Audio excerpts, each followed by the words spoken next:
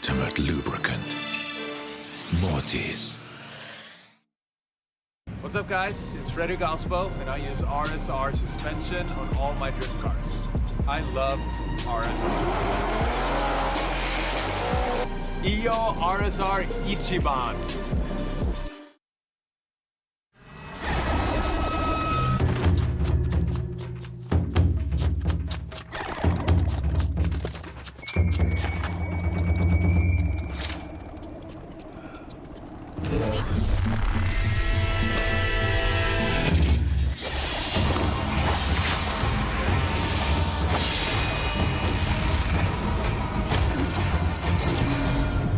Made in Japan. Breed.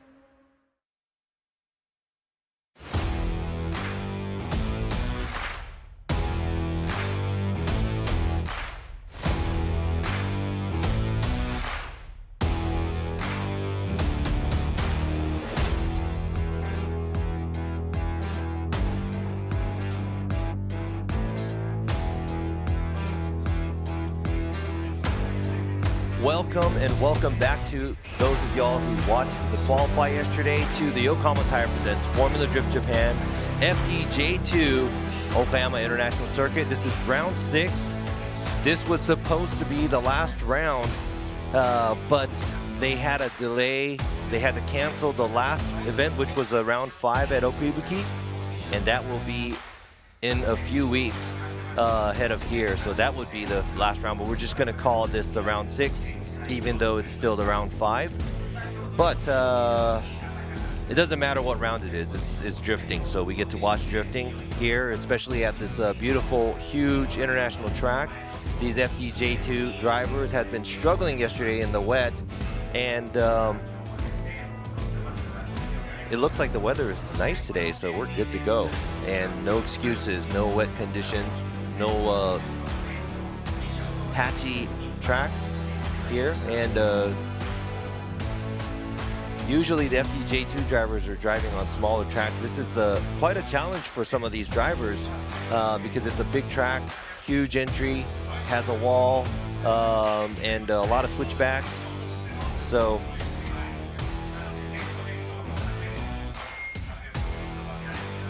all right, see the drivers lining up for the top 16 intro, and I will be doing the top 16 intro, so you get a close-up look at these drivers to match up what the driver looks like and what the cars look like. Maybe you could find a favorite out here today to cheer on. Who is your favorite driver that you've seen yesterday, if you're watching yesterday? Couple of exciting guys and gals out there, and those are the last 2 drivers pulling up to the top 16. The last driver, that's Fukada, Itsuki Fukada, the female driver in the series FDJ2.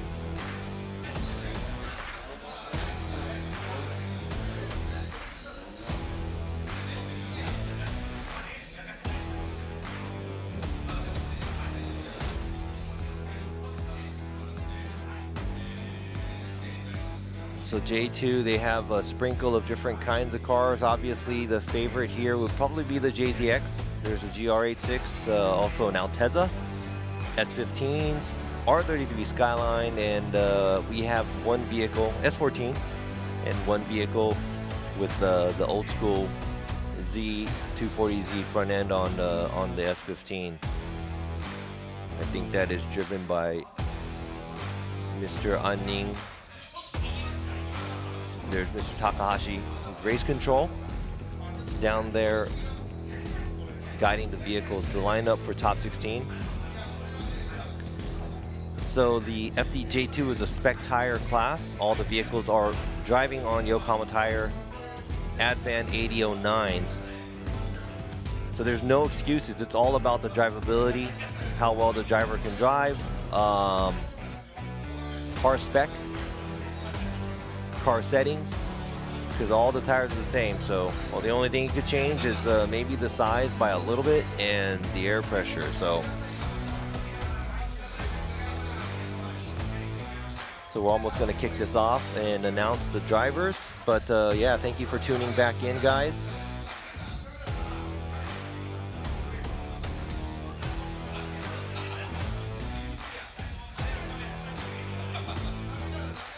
All right, so we have Joyce on the other end from Formula Drift. She is overlooking the live stream, the chats.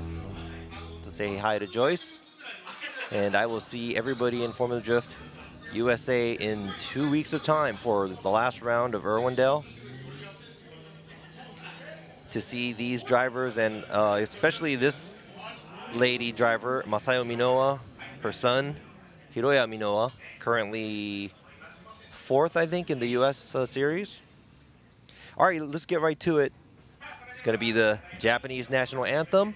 So if you are in the area, please stand and hats off. And we're going to kick off the top 16.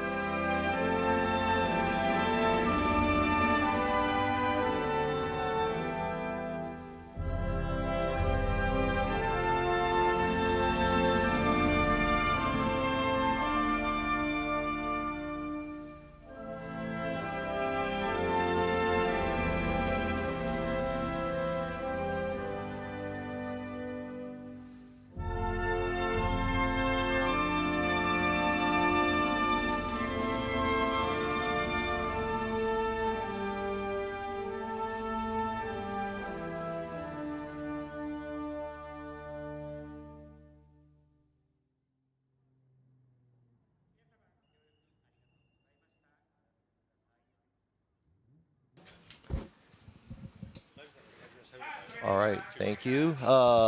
Thank you for that. We're going to go ahead and kick this off, and we'll go ahead and let you know who these top 16s are going to be. And you can go ahead and match up the faces and also the name and the car.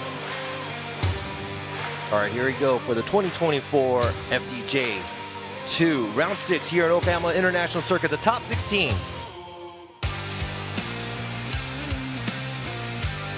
So qualifying first from yesterday's qualify, not lined up with this vehicle.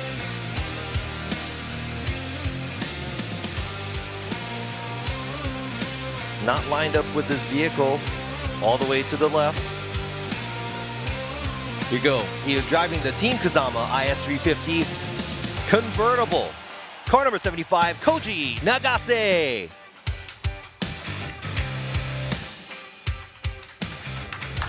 Battling out the first qualifier here, driving the car number 78 Progress Project Mu Team SSR.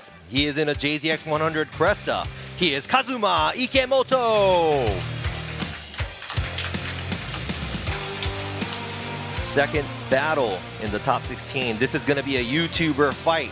The Japanese YouTuber fight in the automotive industry, driving the AMC Racing S14 Sylvia. Car number 2, Dr. Rubber.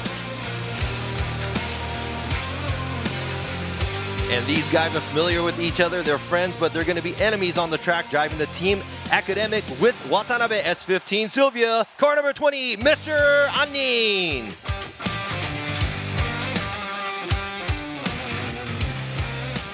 Third battle, top 16, qualifying fourth in the Auto Garage S. Cleve, Sunoco, Wisteria, Tokuno Bend, FJI, R33 Skyline, car number 220, Shinichi Ishizuka.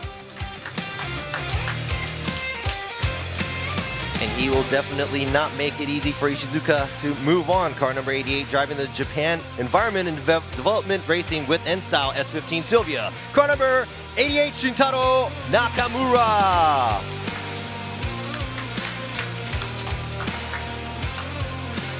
This man all the way from Australia, driving the sideways experienced S15 Sylvia, still in the battle for the championship. Car number 144, Mr. Daniel. Another driver from outside of Japan driving the KCM and HK GSA, Lexus Altezza. Car number 614, Ken Young. And we got the Papa Bear, the Mama Bear, and the Baby Bear. She is the Mama Bear in the Minowa family, driving the Heyman JZX 100 Mark II. Car number 168, Masayo Minowa. And battling against the Mama Minowa is car number 318, driving the Team TRC GR86. He is Timmy Woo. Woo! Sixth battle of the top 16, qualifying seventh. He is in high school, driving this Beast R with TDO Motoring S14 Sylvia with a Beast R, car number 810, Leia Kawase. And going against this young driver is in the Veicola with Hibinojuku JZX 100 Mark II.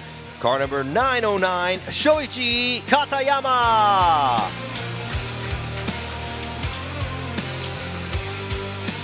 Currently getting chased by all the drivers in the points ranking closer to the championship, driving the Harry's Auto with BAM 0532 R32 Skyline. Car number 43, Harry Yoza. And he will not make it easy for Yoza to win the championship, driving the G-Meister HPI Racing JZX 100 Chaser. Car number 210, Kazuki Tomite. Last but not least battle here, qualifying sixth yesterday in the Mogan Team Track Day Co. JZX 100 Chaser, car number 611, Arias Sang. And here you go, the fan favorite, the girl driver, qualifying yesterday at 11th, driving her father's Tanabe SSR Team Dunlop JZX 100 Mark II. Car number 38, Itsuki Fukada. And these are your top 16 drivers. We will see some hot battles this morning here in Okayama. Let's make some noise, get drivers ready to see the battles.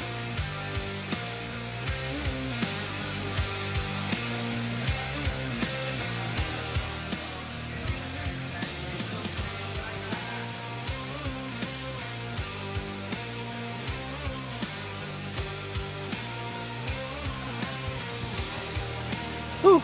Need more coffee. I can't do it like Jared does. Need to ask him for some tips, but yeah, for FDJ2, I only do the Formula Drift Japan rounds, commentating, and FDJ2 I do when they're doing the rounds together. So here in Okayama, obviously there's two of the competitions are all together here in Okayama. So y'all see anybody that was interesting? Anybody that you're going to be rooting for here? A lot of these drivers are going to probably move up to the FDJ, so.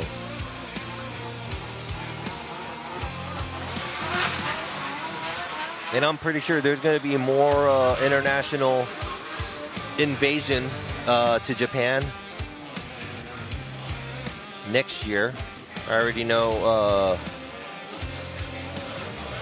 some of the drivers that should be entering next year that are foreigners from America, from Australia.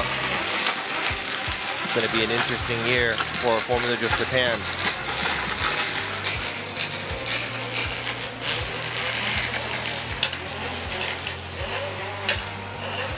But I think this might be. Oh, I'm sorry. No, Nagase has a V6. He has like a 2GR. But I think other than Nagase, oh, and Ishizuka's in an RB, I think. Yeah, that's right. But I think other than that, everybody runs a 2J. So right now, I think 14 cars are 2Js, 2 or something different. All right, so here we go. Right here to the right, there's Eiichi Akatsu. He will be commentating the Japanese side, the Japanese live stream. And we got Yoichi Momura as one of the judges. And we got Tadahiro Fukada as the other judge. And right here next to me, we have Kenji Yamanaka, ex-Formula Drift USA driver. And I am Robbie Nishida. I will be doing the international live stream and try to get you all the information out there as much as possible. Try my best. And keep the comments coming. Good and bad, it doesn't really matter. Keep us entertained. So, just as I was saying earlier, this FDJ2 round is just like the US where we have Pro Spec, and it's called Pro Spec because it's spec tires. And here we have Yokohama tires, and it's a spec tire series.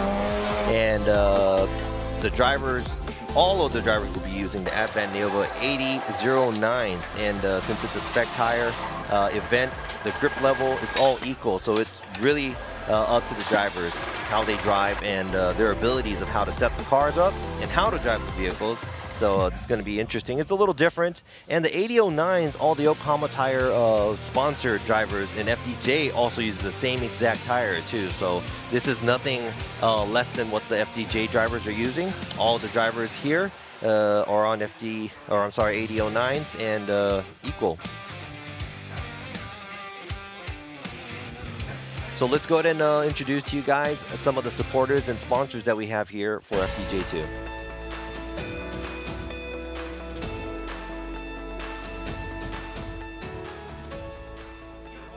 Yokohama Tires, Motis, RSR, Brid,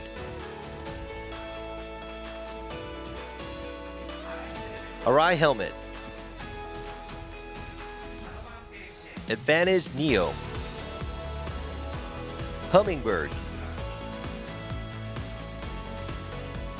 FPV Drone, and last but not least, Okayama International Circuit. Thank you to everybody here, the supporters and sponsors making it happen. Makes it possible for us to have this beautiful event. And also for those of you watching the live stream, thank you for tuning in. You guys are also supporting the series. So let's go ahead and check out yesterday's qualify, the #1 qualifier here in Nagase, driving his IS250 convertible with the 87. And it was in a kind of a dry track. It started to dry up at the end of the qualifying, and I think this was one of the last runs that we saw. Not super tight on the outside lines, but he kicks a lot of angle right here. Not too close to the wall either, but very subtle run.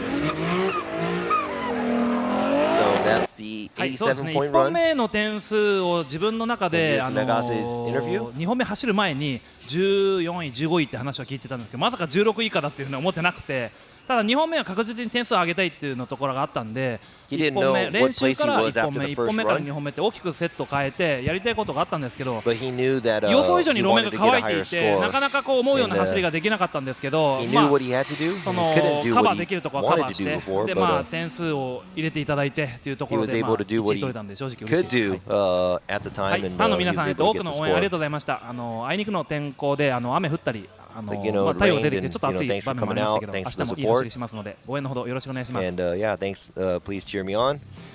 And some comments from Nagase here.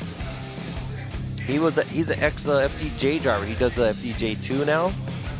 And that comes from like budgeting and all kinds of stuff. The track layouts very different from FDJ and FDJ2. And yeah, he's a very experienced driver. He entered the event a few years back in a JZX, now driving the IS. It's a very different platform and a very different engine with the 2GR V6 turbo. Nagase, another one of those guys to look out for.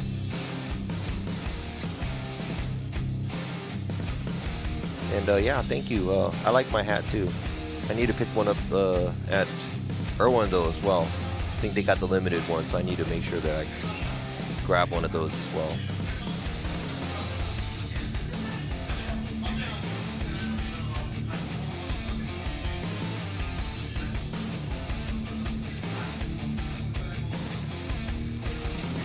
Yeah, well, just checking out the comments. Yeah, well, this is like pro spec, so you're gonna have to give. Oh, it's like Eric, yeah. Thanks for tuning in again. You were here yesterday too, but yeah, yeah. Give the FDJ. These are still the pro spec guys, so you got to give them a chance. And it's not about the whoever's event is better, and I'm not. I guess that's why I'm not competing, but. There's some good drivers, but it's really situational. It's really up to how ready you are. Like you can get a super good U.S. driver come to Japan, and if they don't have a good team to back them up, it's budgeting, and also the style of the trends that they have. It's just really different in Japan. If you guys ever come to Japan, it's really different. I mean, a lot of these drivers, they struggle on even getting any kind of sponsorship because. There's a lot of drivers in Japan. I think that amateur level wise, there's a crap load of drivers in Japan compared to the US. So the industry is a little different as well.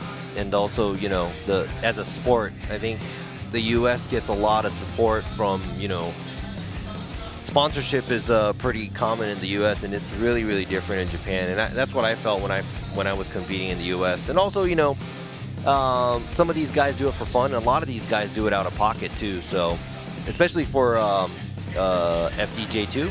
So, yeah. So it's not about who's being better and whatnot. I mean, I would love for you guys to just give these guys a chance, and some guys might not do good, some guys might do good, but just give them a chance and. Kind of watch it, just enjoy it, and if they don't do good, you can kind of laugh it off or whatever. But yeah, don't want to get into anything too serious. Just out here to try to enjoy myself as well. So hope you guys enjoy it as well. Cool.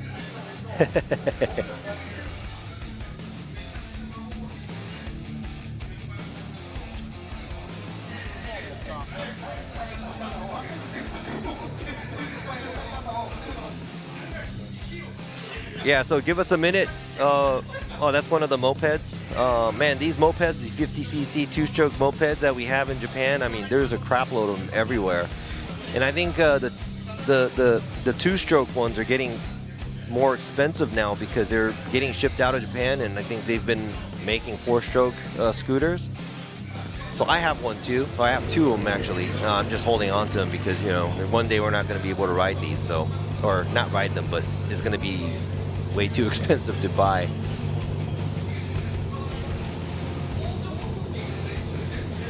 All right, so that's Nagase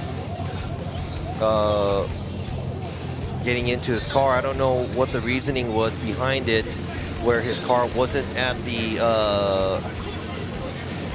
opening ceremony.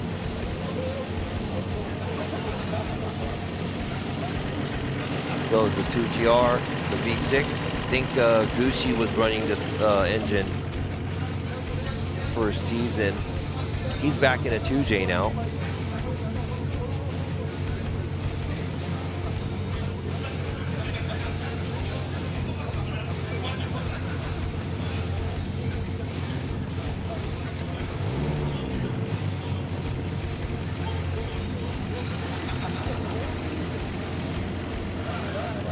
Yeah, so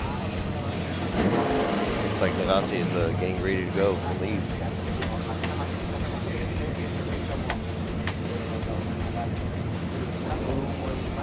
guys are still. You guys still on that subject? Let's talk about something happy. No, but it's different. Like a lot of the drivers, you know, since it's been 10 years for FD Japan, and a lot of the drivers are still confused because the way they judge, like let's say D1 or other things, they have is very, very different. And running outside zones is not something that they usually do. So a lot of the guys are struggling to get used to it, and it seems like they're getting better and better. Like we have new drivers, you know, like Minowa, Kanta. Those guys are, you know, they got it down to the diamond. Even the old school drivers that are really famous in Japan, like Daigo Saito, Naoki Nakamura, those guys have been getting it down too. So it's just taking some of these guys more time to adjust, I think, and adapt to the judging style. And, you know, I think, you know, a lot of these drivers are stubborn, so they don't want to just leap, you know, and change right away. So it's just taking a little bit of time, but it's going to eventually get there. And I think the level of driving is the same all over the world, Europe, you know, Asia. Because, well, I think FDJ at Sugo, we had a foreign driver take the win as well. So yeah, so it'll get there. That's why you just got to keep supporting the series, so we can see these drivers grow and become a fan of the drivers and see what they're doing and what they're up to.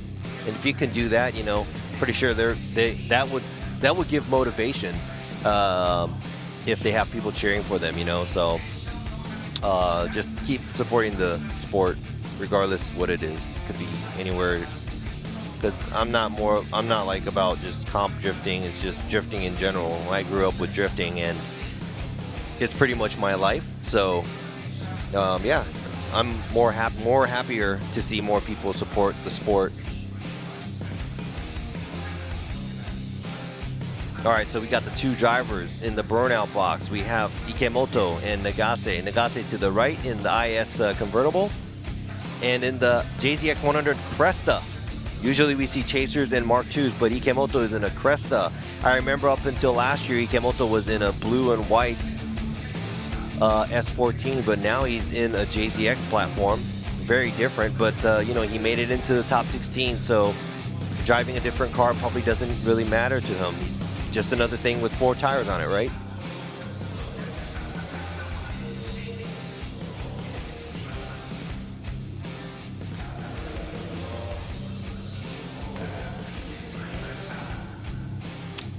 All right, guys, thank you for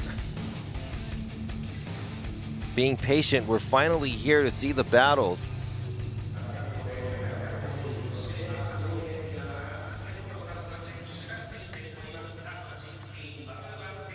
All right, so we got the top 16 first battle. To the right is the lead car, car number 75, Team Kazama, Koji Nagase. And in the chase, we have Kazuma Ikemoto, car number 78, Progress, Project Mu, Team SSR. Both Toyota-ish, it's Lexus, but Toyota-ish platforms, and they are about to start. Two very different, but very common, and uncommon, very similar. And initiation by Nagase. There's a gap created there on the straightaway. Ikemoto is not hanging in there. Slowly creeping up to Nagase and catching up. Tire dip at the right rear, right before the touch and go. Nagase not filling outside zone 3. Ikemoto right on Nagase's door or corner panel, going into the outside zone 3, but creates a little gap.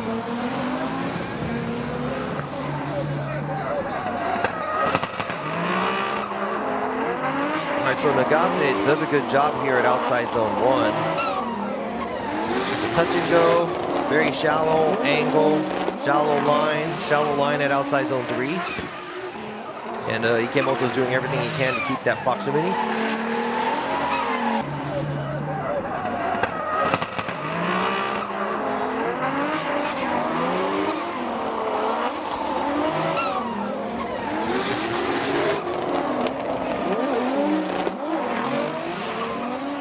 Ikemoto in the back right there after the outside zone 2. He loses a lot of angle.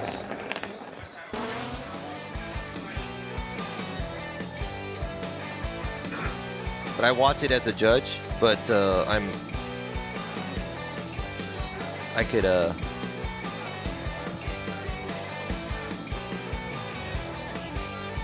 keep looking at it as I am, but I'm just gonna chill and relax and watch it just like you guys are.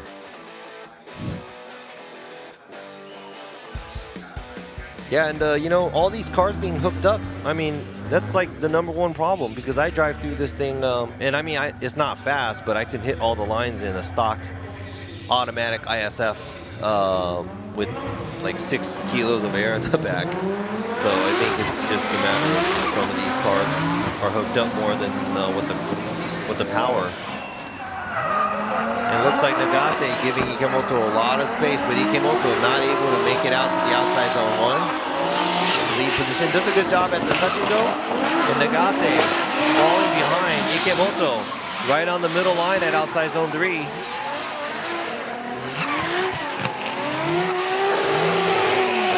And not much proximity there either.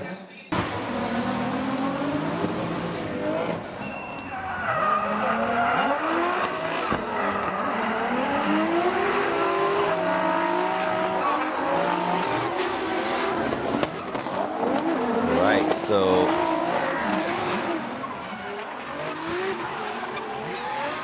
it looks like the chase is probably even, but in the lead I would have to say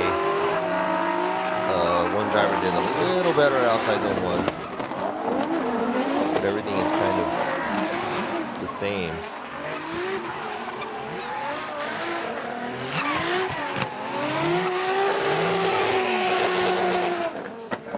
So already this is going to be a hard one for the judges to judge.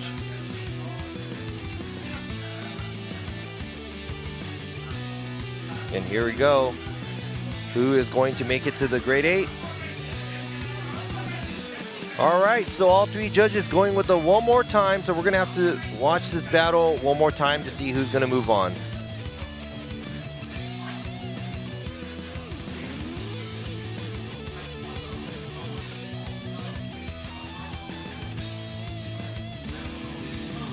And I think they're talking about, you know, the lacking of proximity, missing the line as the chase. So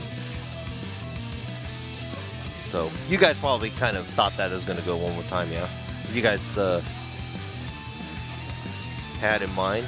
You know, I also think that they don't like the fact that Nagase left a lot of gap on the straight either.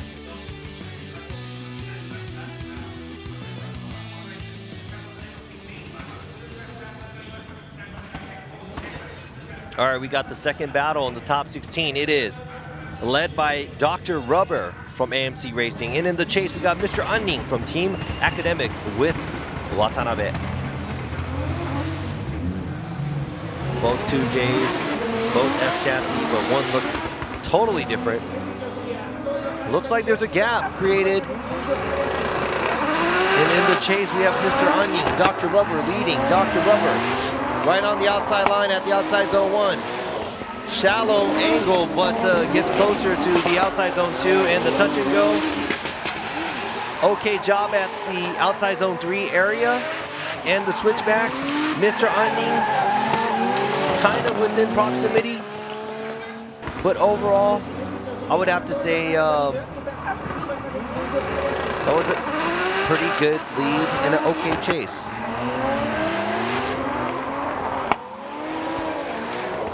Yes, so it is like it is the prospect in FD Japan.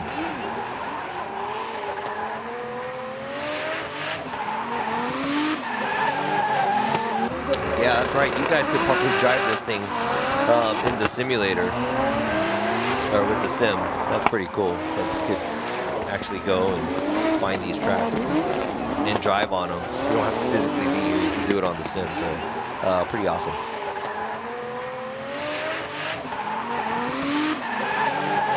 So we're going to see the 2 vehicles switch places.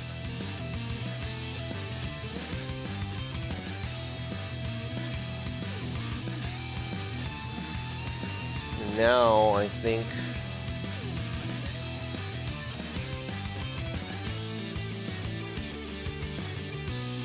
last turn has, I think they're going to pick up the drone.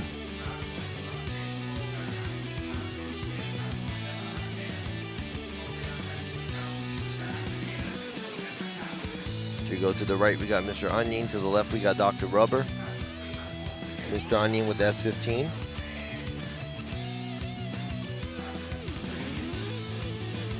Oh, hey, we got Ryan Lantagne is in the house.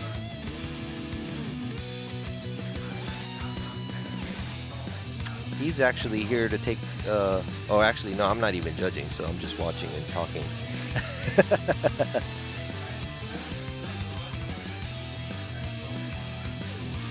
Hey, everybody, our ex-judge, Ryan Lantagne, is in the house, guys.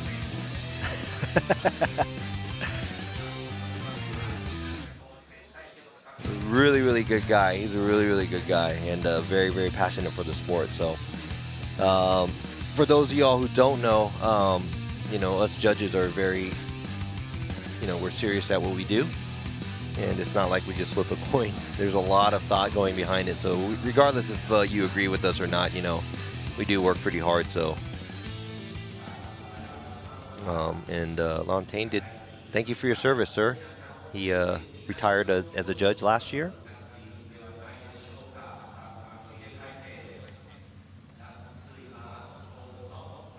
And just waiting for the drone pickup.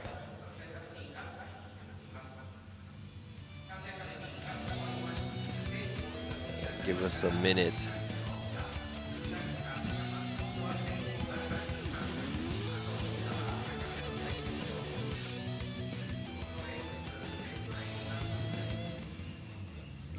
Yeah, so usually, since, you know, FDUS, it's been a challenge, and I think this 21 years that they have, they're always, you know, looking for how to better the sport, you know. And sometimes it's good, sometimes it's not. Never know until you try it, too. But now let's go ahead and go back to the battle. Mr. Onion in the lead, and now Dr. Rubber in the chase. Dr. Rubber a lot closer to Mr. Onion than Mr. Onion was in the chase, and Dr. Rubber gets super close to Mr. Onion. A lot of attack there, and the switchback here.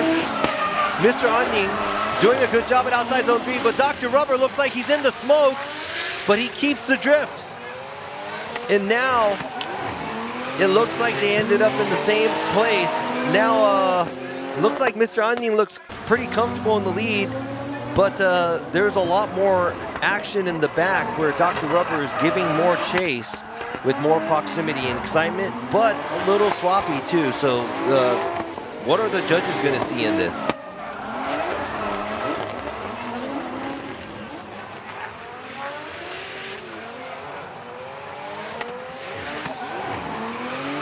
All right, it's like it's a little different too. They kind of discuss everything here, and the stateside judges kind of just, we're all in our own world.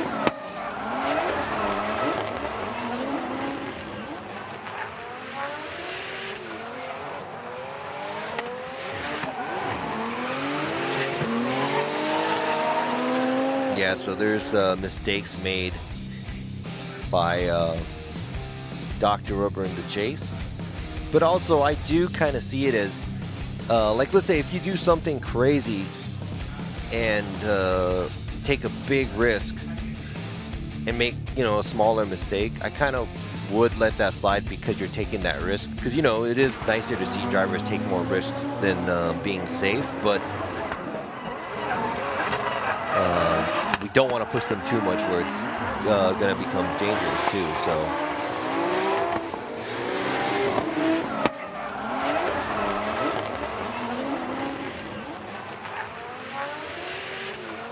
yeah, it looks like Dr. Rubber kicked a lot of angle out outside zone 3. I don't know if that was done on purpose or not, but interested to see what the turnout is going to be.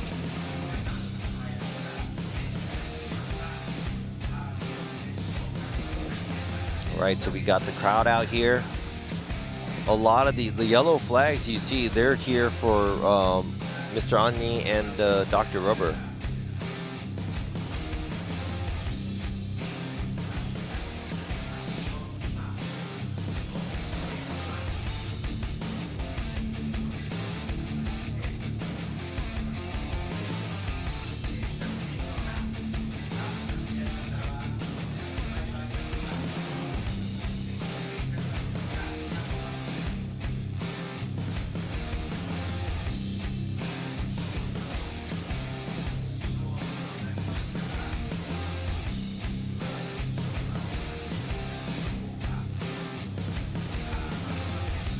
All right, so what are the judges? Oh, Imamura is going with Mr. Anning. Yamanaka and Fukada also going with Mr. Anning. So Mr. Anning gets the win, moves on to the Grade 8. Dr. Rubber knocked out by his buddy here. And let me hear the explanation.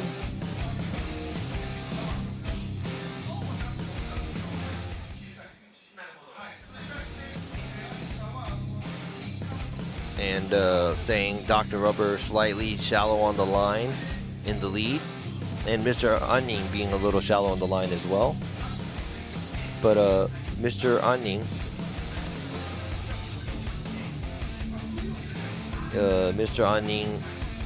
or Dr. Rubber giving chase a little late at initiation, and it looks like he had to pull a little bit of angle out to recover, even though with the proximity.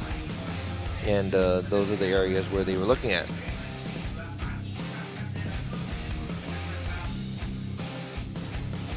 So it's not really a lead to lead, chase to chase here, I think, or it seems like, but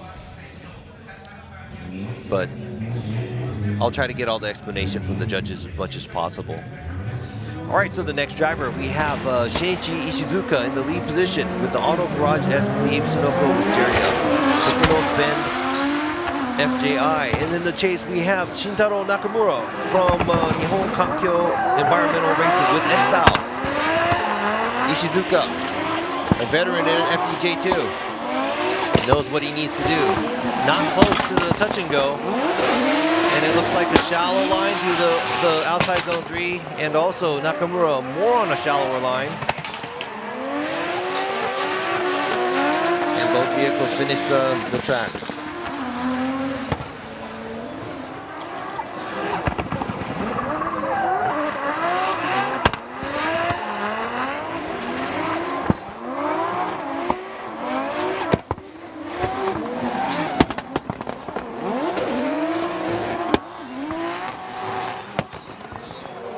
Yeah, so the way I see it is the lead has a shallow line too, and usually the chase car has to run a little bit of more of a shallower line than the lead. It's very, very hard to run the same line, especially where there's less angle.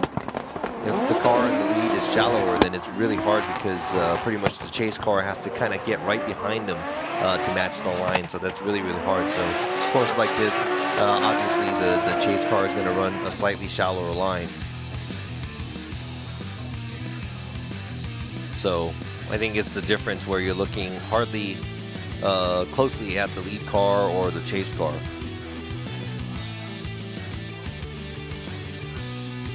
Yeah, I think a lot of I mean, that's another problem that we have in Japan. There's no walls anywhere else. So a lot of the drivers, I think they're either intimidated or afraid or not used to driving along walls.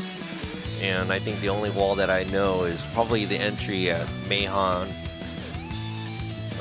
There's that wall on the left side. If you go off track, you're going to hit it at Ebisu, the Nishi course, maybe Okuibuki, but they don't do too many events there. All right, now we got Nakamura in the lead and Ishizuka in the chase. And now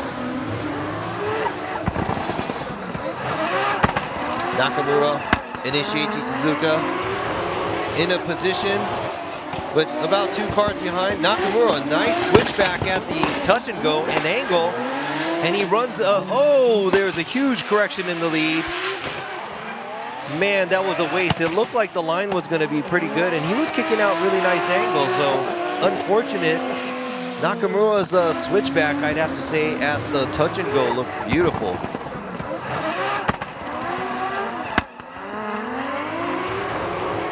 Now, not all the way to the outside of the outside zone 1. Nice angle at the touch and go, but right here, there's it gets a little bumpy there, going into outside from the outside zone 2 to outside zone 3 area.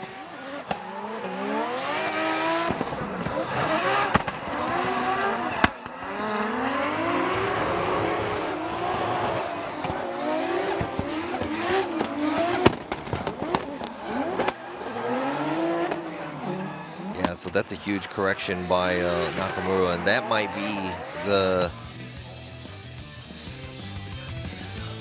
that might be why the judges will be making their decisions the way they are here. All 3 judges going to right. It is Ishizuka. Ishizuka gets a win, moves on to the grade 8. Congratulations. Unfortunately, Nakamura knocked out here at top 16, but a great driving, and looking forward to seeing him and FDJ2 in Okuibuki.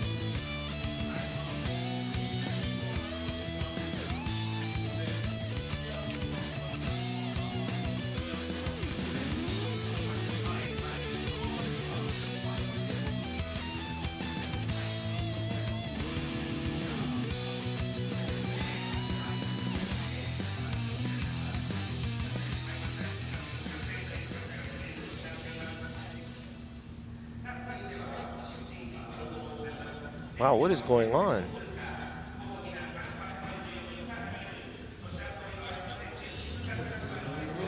All right, y'all, let's keep it positive here, because we got Mr. Daniel in the house. He's driving the sideways experience S15 all the way from Australia. And we got Ken Young from KCM and HKGSA. Look at this battle in the Altezza, giving chase at the S15, and now Mr. Daniel, usually a higher qualifier, he makes the outside line there. Ken gets it close to the car, to the lead car, but straightens a little bit, going from the touch and go to the outside zone 2 area. Now a very shallow line by Young, and Mr. Daniel just doing his thing in the lead.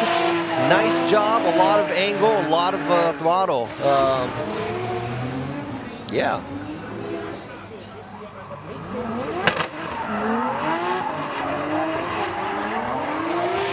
All right, now we're seeing more proximity here, but looks like Ken is slightly on a shallower line all the way through, shallower angle.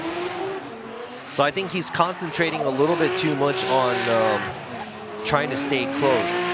But at the end, it looks like he's concentrating on the proximity a little too much, where the line and angle is kind of out the door.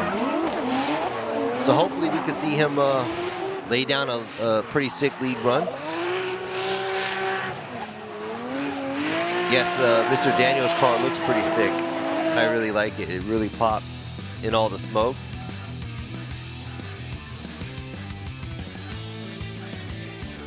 Yeah, he's still in the chase for the championship of FDJ2. And it looks like he has a promising support and a bright future on driving a little bit longer in Japan. And it's very, very hard to, find support and sponsors to help you to drive outside of, your own country. And I experienced the same thing where I was driving in the US, living in Japan. A lot of sacrifices that you have to make, but he is dedicating everything he has to drifting right now. So more support the merrier for these guys. And Ken also coming from Hong Kong, I believe. All right, look at that bright yellow car. Or is it light? Oh, looks like red flag, red flag. Ken jumps the light. So that's going to be a restart.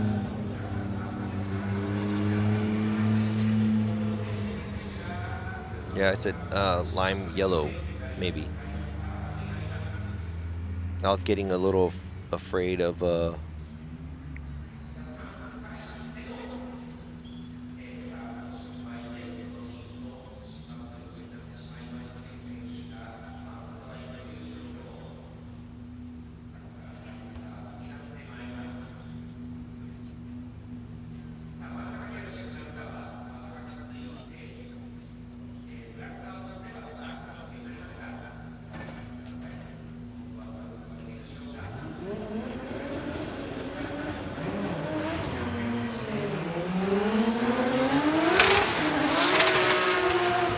right, now we got Ken in the lead in the Altezza. Then we have Mr. Daniel in the chase with the S15 now.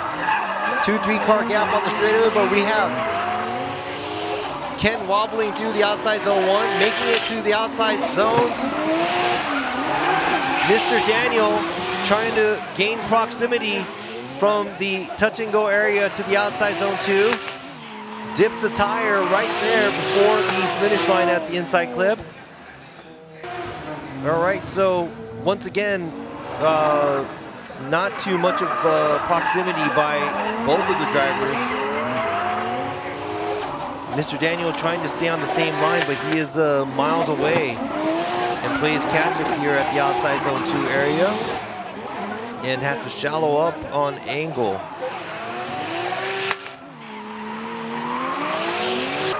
All right, these are many battles that are going to be really, really hard to judge.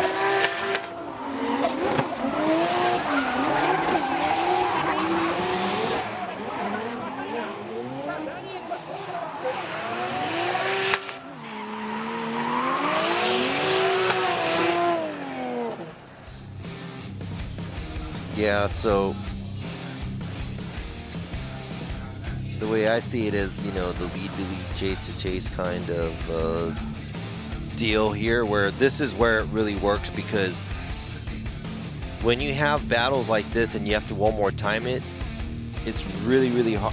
It's hard to believe. For me, it's hard to kind of imagine that it's going to get any better, maybe. So if it doesn't, you're just going to have to find somebody to move on anyway. So you're going to have to put it on somebody. And maybe it is for him. To the right, Mr. Daniel gets the win. And maybe it is from his lead run being a little bit better. And Mr. Daniel makes it to the grade 8. But great job by Ken Young. And looking forward to seeing him at the Okayama round. And we got Mr. Daniel pretty much going to be their teammates.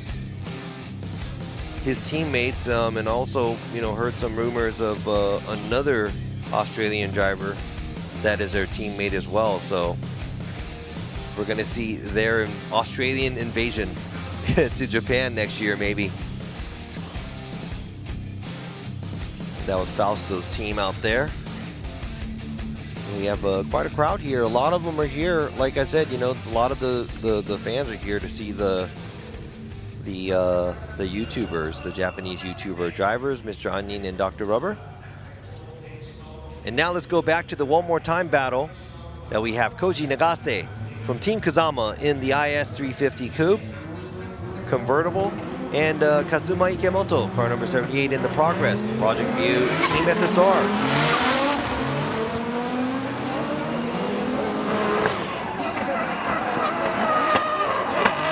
Ikemoto shallowing up at initiation.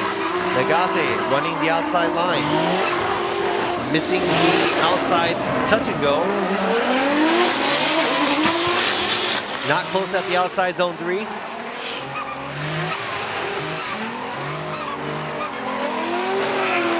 And both the vehicles finishing off the track. Very similar to what we saw earlier.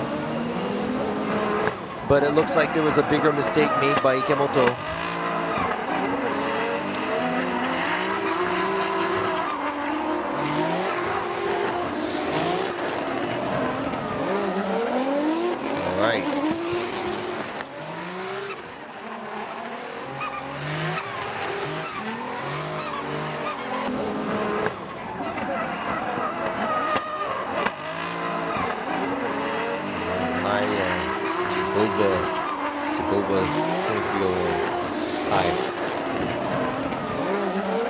Cool view here with the pond in the middle. Not super tight on the wall there, just as some of you were saying. But like I said, these are, you know, the prospect drivers, you know, the FDJ2 drivers. So having a little bit more of a hard time at the wall, the outside zone 3. I think it's going to get better and better as the day goes on. So we have 3 drivers already made it into the grade 8.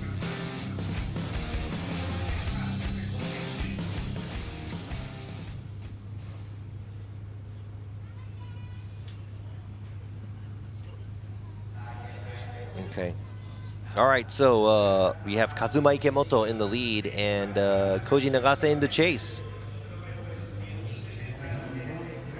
Okay. All right.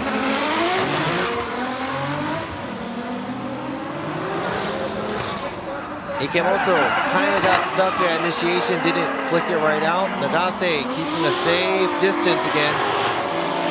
Ikemoto trying to run angle. Nagase trying to get close proximity. Not much proximity there, so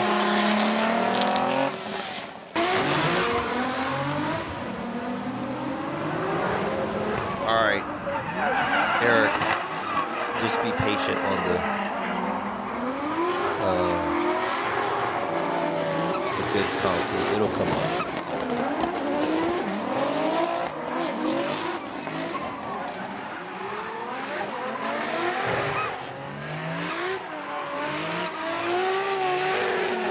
Yeah. Well, I mean, you're saying. I think it looks like you're saying the U.S. driver. I mean, that's cool. I mean, the U.S. drivers are better. Let's put it that way then for today. We don't have to talk about it anymore. All right, we got Nagase, all three judges siding with Nagase. Nagase gets the win, moves on to the grade 8. Congratulations. All right, so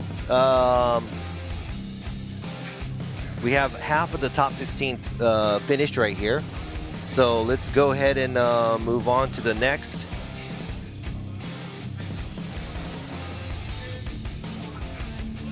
Yeah. So it looks like we have a little bit of, yeah, you know what, but then I like to give everybody props just for trying though. And I tell everybody that all the time, you know, regardless if you suck or you're good or you're a champion and you're not a champion, at least they're out here doing this. And I want to give everybody that. So that kind of, I want to encourage everybody to give it a try at least, even if you suck. And don't be afraid for people to say, oh, you suck. If you suck, you suck. That's okay. But I think it's the whole point is, you know, giving it a try and being out here, and that already takes a lot more than just nothing. So you gotta, that's what I'm saying. You gotta give them props for that, right?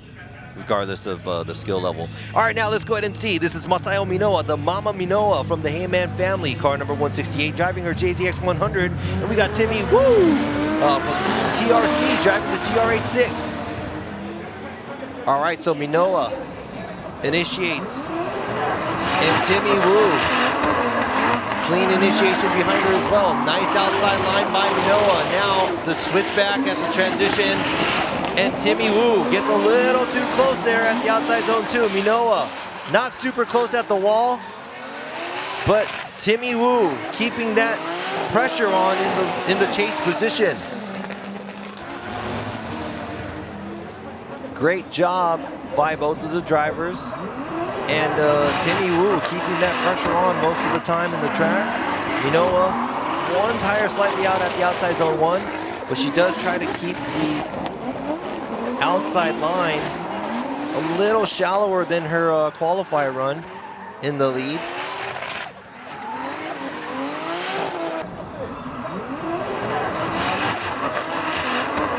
So here we go.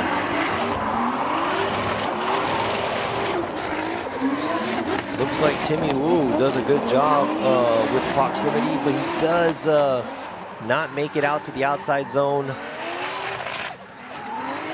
2 area after the touch and go. But he did take proximity over line, so.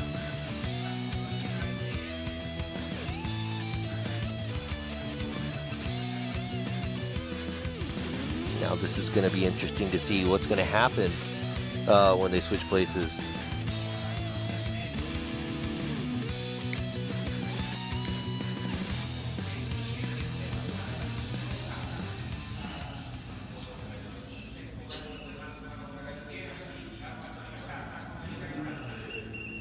All right, both these cars packed with 2Js. Timmy Woo in the GR86 from Team TRC. Then we got Masayo Minoa qualifying second yesterday in the wet, half wet, and now she is going to chase down Woo. Woo a little bit upset at the outside zone 1. Minoa falling back a little bit after the touch and go, but Wu, a lot of angle at the outside zone 3, but it looks like he washed out a little bit, so that's not a good line. Minoa trying to keep the proximity and finishes the track. Everything was looking good for Wu. I'd say shallow line at the outside zone 1 and a little bit of a bobble there, and pretty good at the touch and go, but after that at outside zone 2, he goes into outside zone 2 a little late, and I think he's carrying a little bit too much speed going into the outside zone 2 area, which washes him out before the wall, so he had to kind of make a funky line coming back in, but luckily Minoa wasn't close enough to get caught up in that line there.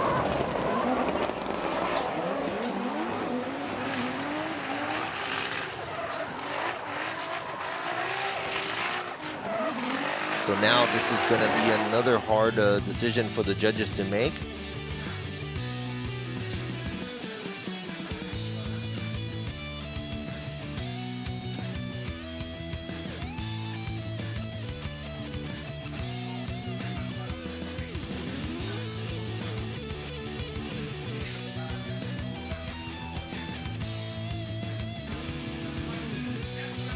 All right, so it's gonna go one more time.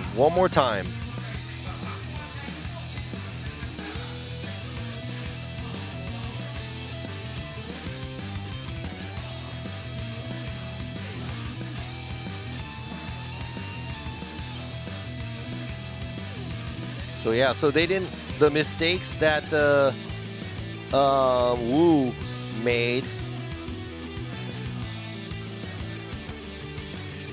being offline. So this is what happens when you're not looking, I think, the lead to lead, chase to chase thing too, and how heavy the mistakes are, but it's gonna be a one more time, so we're gonna have to see the battle one more time.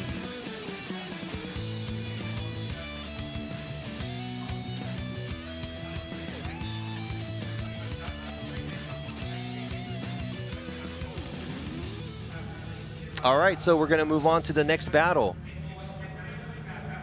The high school driver here, Reiya Kawase, in the Beast R with TDO Motoring. This is still an S4, this is the SR, and then in the chase we have the big polo with Hibinojuku, Shoichi Katayama in the JZX.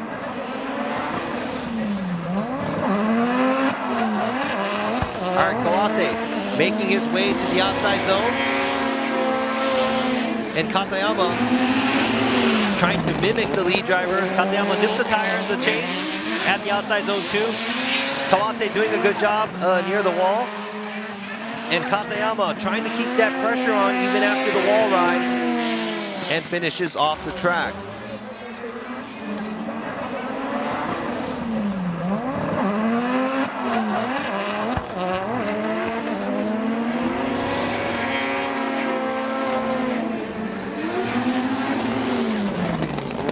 Yeah, you know, and it's cars, so everybody says race car and race, but yeah, it's not a race. It's not about, you know, trying to go fast. I mean, you have to be, you know, the beauty about it. Like when I first saw drifting, I thought it was cool because the cars were sideways and all this noise and stuff like that.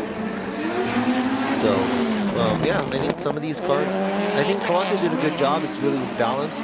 This car doesn't look like it's too gripped, and I think it's because, you know, he's still running an SR, so he can't probably grip it up as much, which makes him be able to run, you know, the line that that's supposed to be driven in the lead, especially for qualifying. And that's probably why Kawase got 7th in qualify too. But you know, some of these guys want to grip up a little bit too much. And when you're watching, you know, if you're not kicking a lot of angle at the touch and go and going to outside zone 2, you're like super shallow, and it's almost like a quick switch back, and the cars don't have so much angle going through here. That's pretty much, you know, for me, it's actually not cool, because it's just, you're just kind of zipping through the track, you know, you're not really sideways, but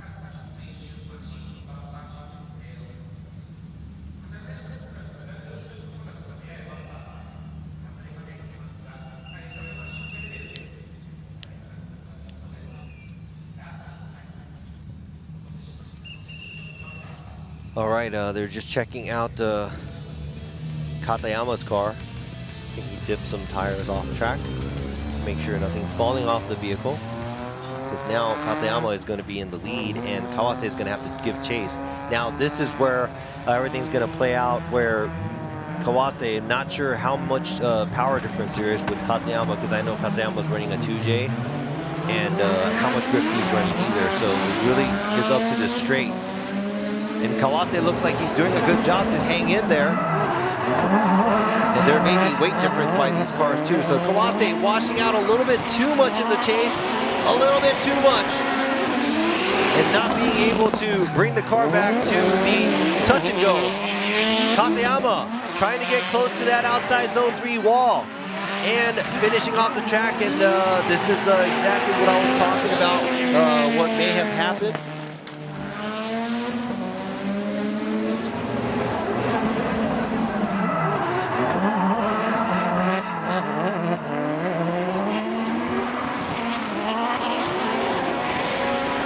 Yeah, so it looks like Kawase just, maybe because he's not running as much grip, kind of washed out and got onto the outside line a little bit too much in the chase and was not able to get back to proximity.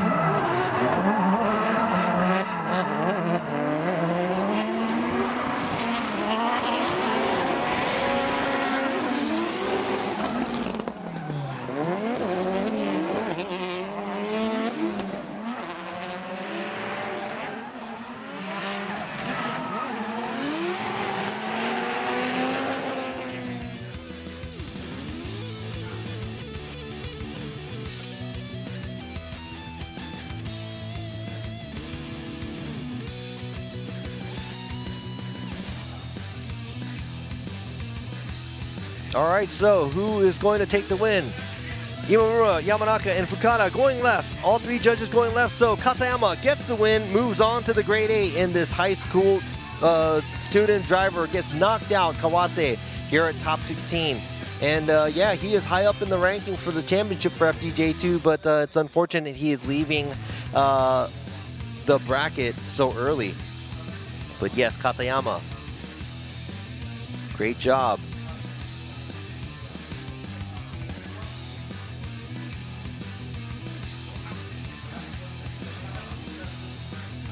I think that was probably one of the easier calls for the judges, though, because it's, you know, based off of mistakes and stuff, and there was a sizable mistake by Kawase in the chase. If he could have been a little bit more shallower on the line there, trying to chase out the lead car, he might have been in a better situation, but went a little too wide at outside zone 1 and created a gap in the rest of the track. He had to play catch up. So all right, so now we're going to the next battle. Currently leading the FDJ2 championship, he is Harry Yoza from Harry's Auto with BAM 0532, driving the wide body R32 Skyline. And in the chase, we have Kazuyuki Tomite from G-Meister HPI Racing.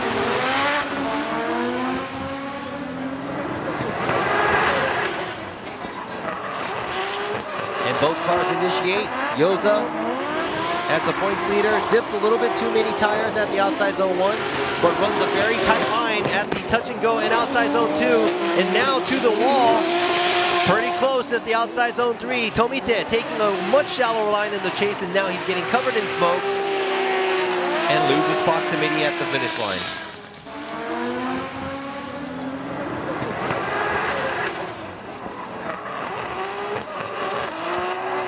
So now Yoza, since he is, maybe that's two tires off, a little bit too much, but I'd have to say he's really tight on the outside line and the wall as well.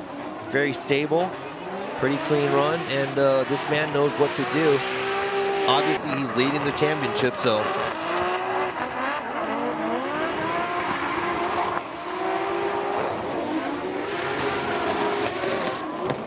And yeah, you can see the difference in line right there. Tomite is taking a much shallower line after the outside zone 2 to 3, and loses proximity there. So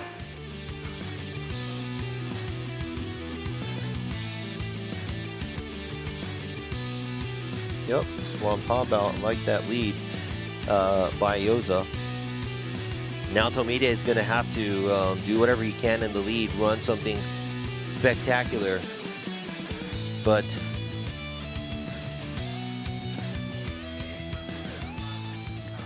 just as his lead, I know Yoza, since he is leading the championship, he knows what he's doing. So looking forward to seeing how he's going to chase down Tomita.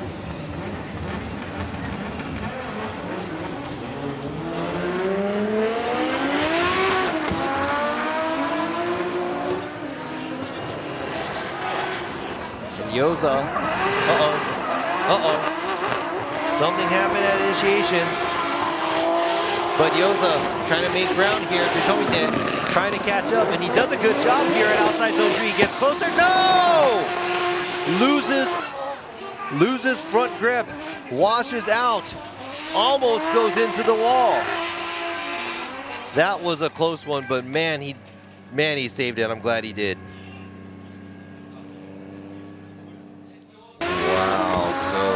Yeah, the current leading driver,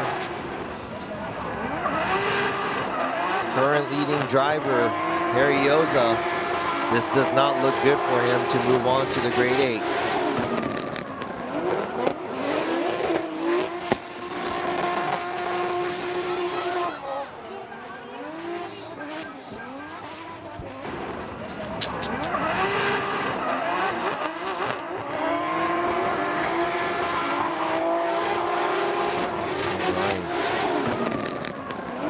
Like I said, you know, that area going to the outside zone 3 wall, it's kind of bumpy.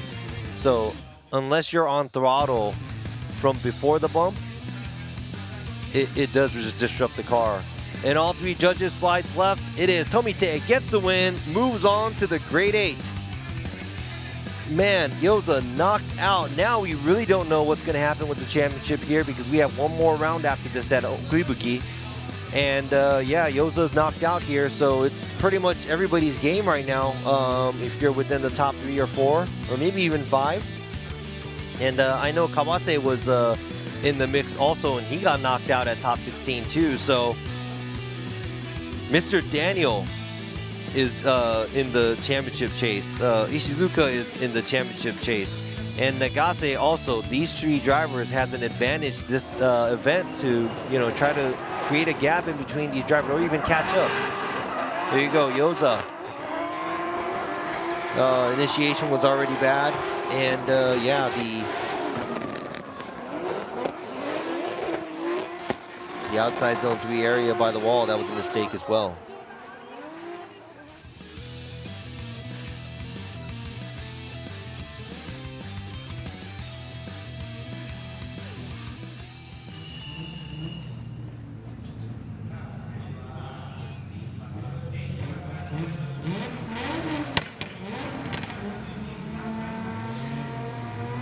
All right, so let's move on to the next driver. It is Eris from Mogan Team Track Day. And in the chase, we have Itsuki Fukada from Tanabe SSR Team Dunlop in the JZX. So Fukada in the chase, a little bit of a gap, and Eris, a good line at the outside zone 1. And Fukada trying to catch up. Looks like Eris is taking his time to run a good line in the lead. And this gives a chance to Fukada. And Fukada straightens right before the finish line. What just happened there? She looked like she had good proximity all the way up until the last inside clip. But let's go ahead and check out the replay here. Eris doing his thing in the lead.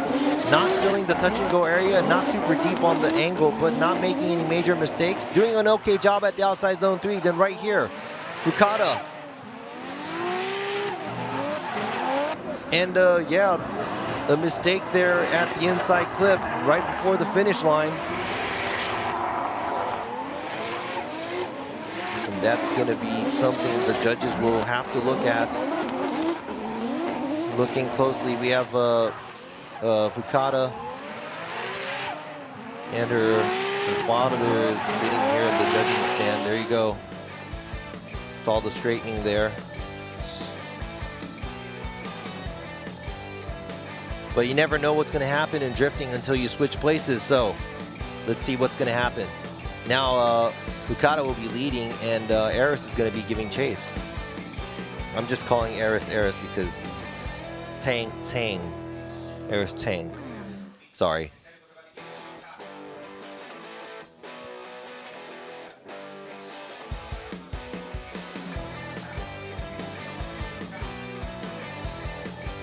All right, so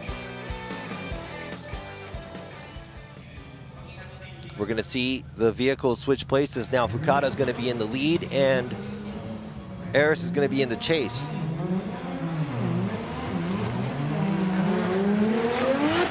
All right, now these very similar vehicles, Mark II Chaser, both JZXs. And now we have Fukada, clean initiation. A good job at outside zone 1. Then we got Eris in the chase, trying to make the truck get tight on the proximity, but Fukada not super wide on the outside zone 3 wall, and Eris doing his thing in the chase and finishes off the track. So I'd have to say maybe very close in the lead by both of the drivers. Very similar, but now it's going to be what's going to happen in the chase.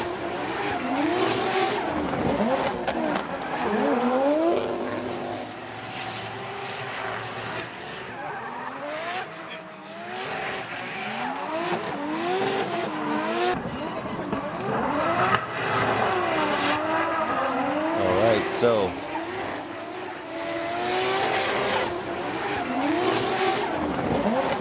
the drone giving chase.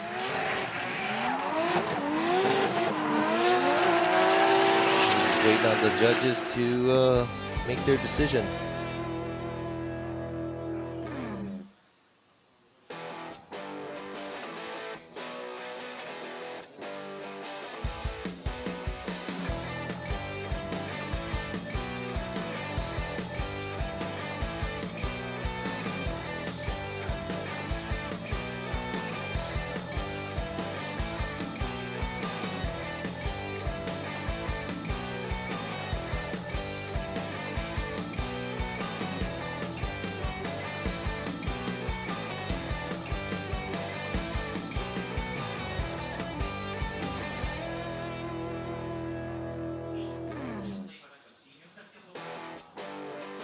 What's going on? What's going on in the chat? Everybody's going crazy right now.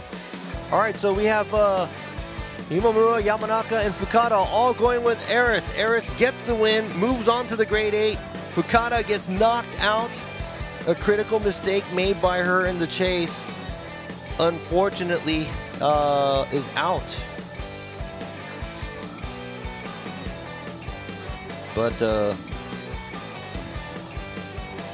Fukada driving her father, currently a FD Japan judge right now on the panel, driving his old vehicle that he used to compete in, and now she is climbing the ladder in the drifting world.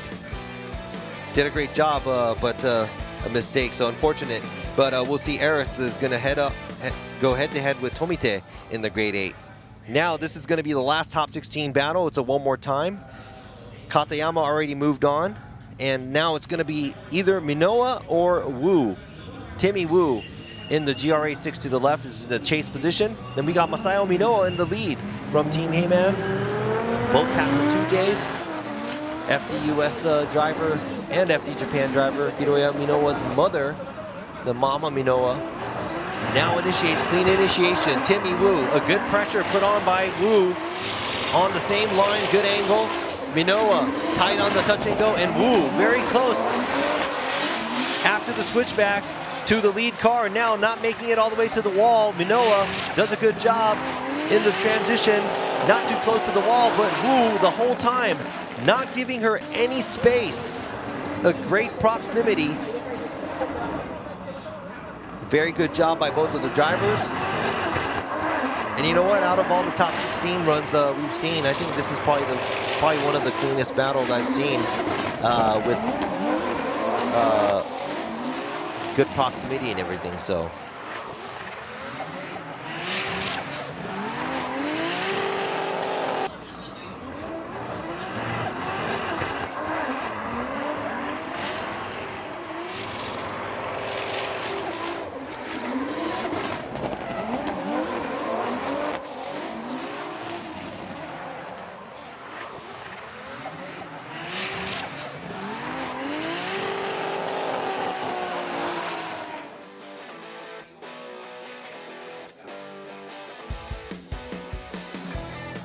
Man, you know, I just kind of read some of this stuff. I mean, if you think that the U.S. and the Euros are better than Japan, okay, that's cool. You're right. You know, and some people think the other way, so let's just leave it at that. It's not something to talk about of who's better or who's not. We're just here to enjoy the drifting, right, in the different cars. So I don't care. I really don't care who's better than who. If everybody, you know, it doesn't change the way we watch drifting anyway, so it's not even get into that. Let's go ahead and check out what happens here with Timmy Woo in the lead and Masayo Minowa in the chase. Now Minowa trying to mimic what Woo is doing. Woo a little bit shallower on outside zone 1. Minowa, a nice switchback and trying to get close as possible to Woo, but not as much proximity as Woo did in the chase. And now Woo, Minowa finally catching up towards the end, but not as close in the chase position.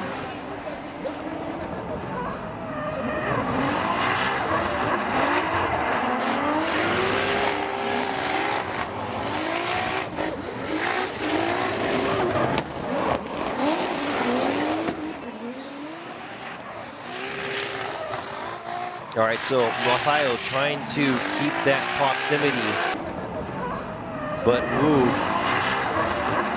I'd have to say in the lead, not as wide at outside zone 1, but also Minowa not as close.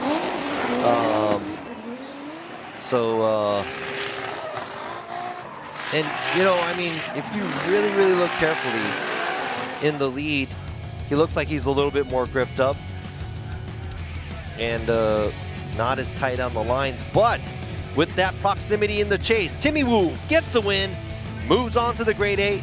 Masayo Minowa gets knocked out here at top 16. All right, so give us a moment. We're gonna take a short break and we'll be right back after this.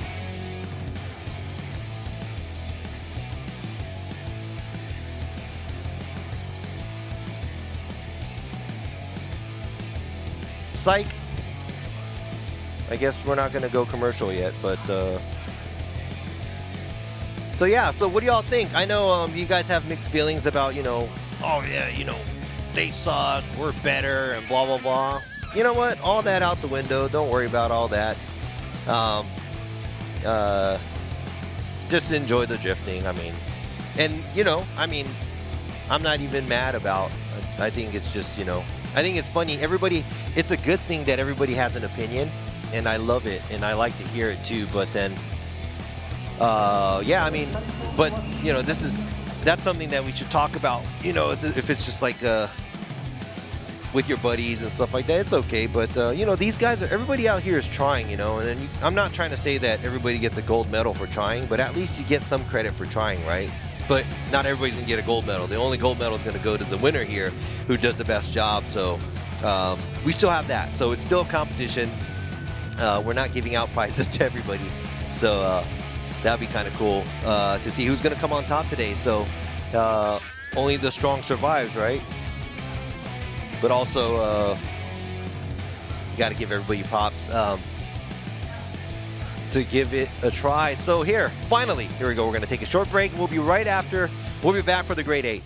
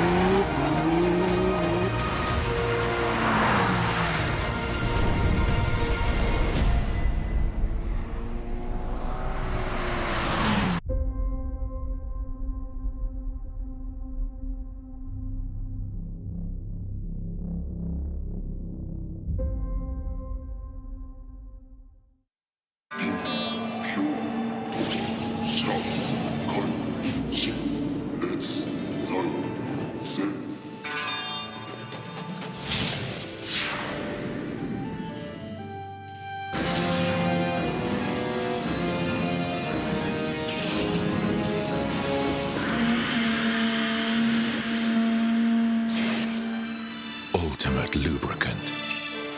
Mortis. What's up, guys? It's Frederick Gaspo, and I use RSR suspension on all my drift cars. I love RSR. Iyo RSR Ichiban.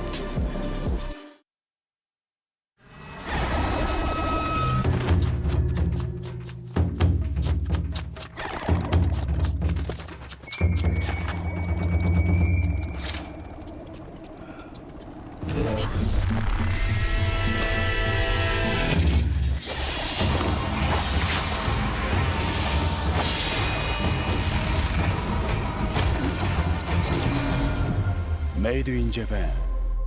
Breed.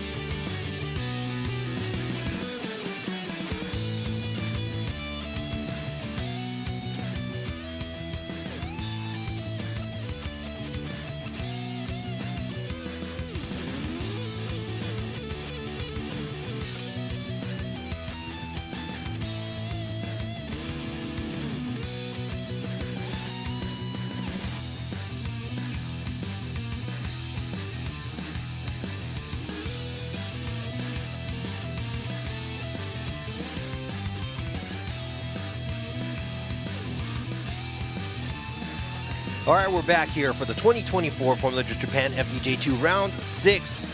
Not really round 6, but round 6. Okayama International Circuit. We're about to kick off the Grade 8.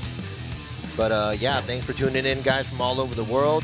I know it's late at some area. Well, maybe right now it's not so bad. I think this afternoon for the qualify for the Formula Drift Japan is going to be a little weird timing for everybody. So if you can't watch it, just come back by. Watch it some other time on the live stream, because you can just go back and see it instead of watching it live.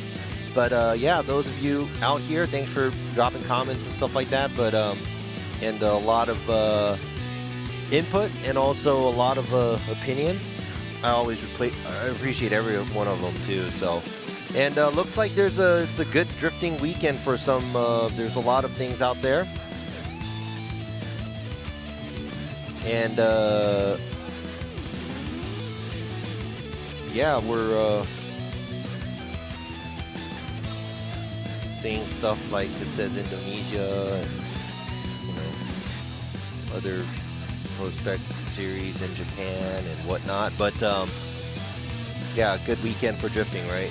So whatever you like, go watch that. If you like this one, cool, thanks. If you want to hear me, stick with us right here. If you want to hear it in Japanese, the commentary, they also have a Japanese live stream, so you can go and check that out through the Formula Drift Japan YouTube channel. So go and find that if you want to hear the truth, the true JDM. And let's go ahead and move on to the first grade 8 battle. It's going to be led by the #1 qualifier. It's Koji Nagase from Team Kazama. And in the chase, we got Mr. Hunting from Team Academic with Watanabe. Nagase, a huge gap made here. Mr. Hunting, many cars behind, but Mr. Hunting looks like disrupted after the initiation and not close to the touch and go. Not much proximity either. Nagase, middle line at the outside zone 3. And that's a huge gap created by the lead in the chase, so there's not even any kind of proximity.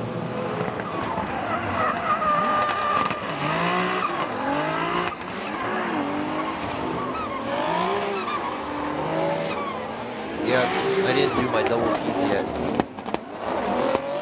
The camera gets back on me later, we'll go ahead and check it out. But yeah, here we go. Nagase, midline through the wall area. That's the hard area. A lot of the drivers are not used to riding walls, and also, you know, probably playing it safe and staying away from that wall. So, I mean, you know, it is intimidating, but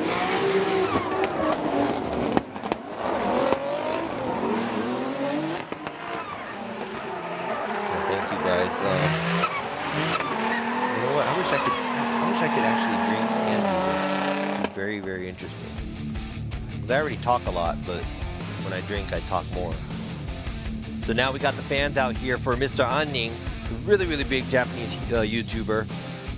And a lot of the crowd is here to see him and Dr. Rubber. We got Nagase in the chase now, and Mr. Anning's going to be in the lead.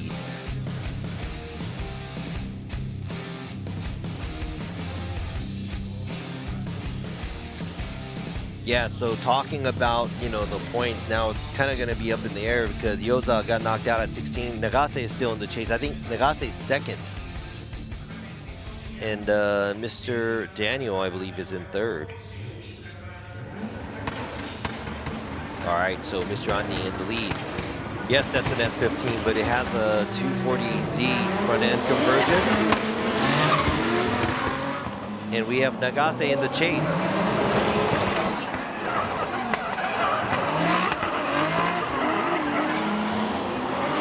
Does a good job in the lead.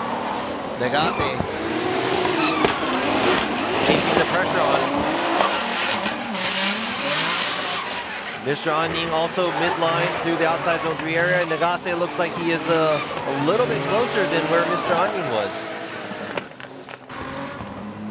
All right, so what do you guys think? You know, I like Nagase's car. It's a convertible, but I think it'll actually look cool too with the wing. All right, looks like Nagase was falling behind a little bit. I'm not sure how much. This may be a lot closer than what we were expecting. Where Nagase not filling outside zone 1, not, you know, close to the touch and go, not filling outside zone 2 all the way. But this is also from chasing Mr. Anning. In the proximity.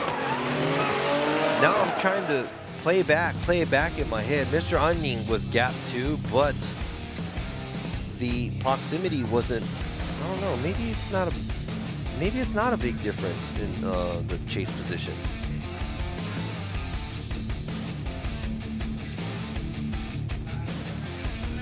All right, so Imamura, Yamanaka, and Fukada all going with Nagase. So Nagase gets the win, moves on to the Final Four. Congratulations. I honestly thought that was a pretty close battle by Mr. Ani and Nagase, but congrats for Mr. Ani making it into the grade 8, but he is knocked out here. So that's it for the fans. They're probably, man, he's my favorite. They're probably mad, but don't be mad at me, because I'm not judging. No, I'm just kidding. See, she's like, man, Mr. Ani lost. I'm mad. Yeah, so that was a pretty close one, but yeah, Nagase got the win. Some of you already guessed that as well. All right. Now we're going to move on to the next battle, the next grade 8 battle. This is Mr. Daniel in the chase and Shinichi Ishizuka in the lead from Autoblock, SP, Sunoco, Wisteria, Tokuno, Bend, FJI. It's long. The sideway experience for Mr. Daniel. Very simple. Here we go. Mr. Daniel attacks. Shallower line, shallower angle, but very close in proximity. Does not let Ishizuka go at outside zone 1. Nice switch back there. Keeps that proximity tight at outside zone 3. And now Ishizuka takes the much shallower line. Mr. Daniel. That caught him off guard. He went a little wider, probably thinking that he's going to go closer to the wall, but good job. And I would have to say, that was one of the best chases that I've seen today here. And a good chase usually comes from a good lead. And Ishizuka's not trying to run away. Just a little shallow on the line at the outside zone 3 area where the wall is, right here. And he kind of shoots in, and that kind of gets Mr. Daniel off guard, but good job by both drivers.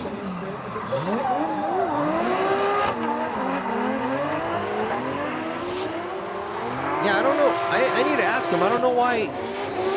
I know he's Daniel Mesmer, but his name on FD Japan is always Mr. Daniel, so I want to ask him why it's just Mr. Daniel. Maybe he wants to be like, you know,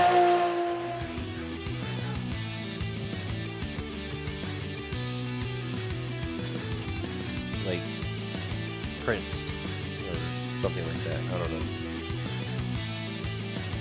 But how many of y'all are R33 Ishizuka fans, and how many of y'all are cheering on Mr. Daniel?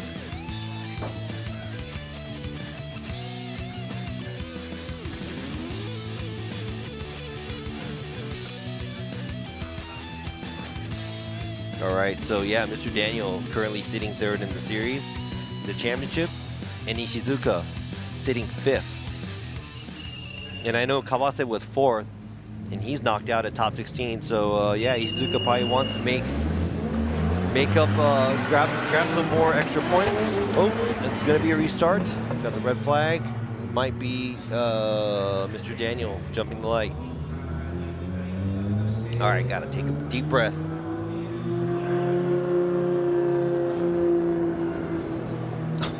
Salmon. Thanks for the intro. Oh, so he put Mr. And he's probably just going with it then, right? Cool. All right, so since we got Salmon, I saw on your post something was up with your car. So what's going on with that? Are you going to be able to make it for the qualified today? Oh, he messed up his paperwork. That's pretty funny. That sounds really like something that would happen in an international thing, you know? All right, now we got Mr. Daniel. That even makes it better watching it now. So Mr. Daniel, the sideways experience at 15, getting chased by Shinichi Ishizuka in the R33 Skyline. Nice swing by Mr. Daniel Ishizuka, keeping Mr. Daniel in proximity, but it looks like Mr. Daniel, nice amount of angle and on the good line. Outside zone 2. And a good job at outside zone 3. Man, this is, I'd have to say, if it's lead to lead, this is a lot better of a lead than what Ishizuka is able to pull off.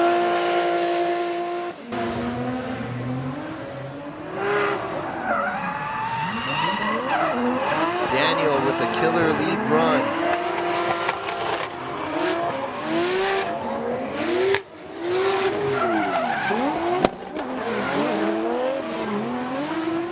All right, yeah, I mean, this is this might be an easier call for the judges, but yeah, so looking at it, that's bad news. Yeah, unfortunate. All right, so sliding left, Imamura, Yamanaka, and Fukada. To the left is Mr. Daniel. Mr. Daniel gets the win, moves on to the final four. And Ishizuka, good job, but I think that lead run, man, really good by Mr. Daniel. All right, so yeah, back to the chat. Yeah, so just read, yeah, Sam, it's crank broke. Man, that's crazy. Dude, you need to go to like a Japanese temple and get blessed, or I don't know. I mean, that's like bad juju right there. So hopefully you can square everything out. Well, I guess this is the last round, so shoot. Yeah, really can't do anything. I was thinking FDJ2 since we're in it right now, but unfortunate. But hey, man, you're making things happen, so fans will be watching you. And go check out his YouTube. Probably tell you all about it. And yeah, unfortunately, Kanta's car, I think yesterday he said they popped the motor and they're probably going to be knocked out too. So it's the end of the round, it's the end of the season, and a lot of these cars are probably just really tired, battered, right? All right, now let's move on to the next Grade 8 battle. In the lead, we got Shoichi Katayama from Beikolo with Himinojuku. Driving the JZX into the chase, we got Timmy Wu from Team TRC. Timmy, a weapon out here. Katayama, outside line. Good job by both drivers. Katayama leaves outside zone 1 a little early, but Timmy not giving him any space. Nicks the bumper of Katayama at the touch and go, but does not let go. Keeps that proximity tight. And Timmy, big mistake, coming off the outside zone 3, and maybe a little bit too much, maybe a little too gripped up, which gives him the advantage to be able to catch up to the vehicles. But now he's going to have to run a killer lead to beat Katayama because of that mistake. Right here, I don't think it's a huge problem. Katayama looked like he slowed down at the touch and go. And I don't even know if they discussed that at the driver's meeting. But yeah, usually we ask for the drivers not to slow down at the touch and go, but I'm not sure if they discussed that at the driver's meeting. But right here, there you go. As you can see,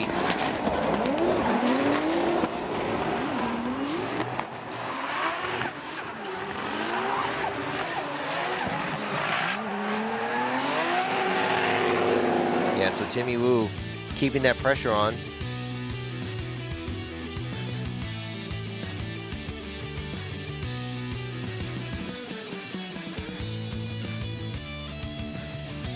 Man.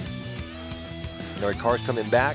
Now they're gonna have to switch places. I don't know how heavily the judges are gonna be seeing the slight correction made by Wu after the outside zone 3 area. But he's gonna have to lay down a killer run because Katayama's lead was not bad.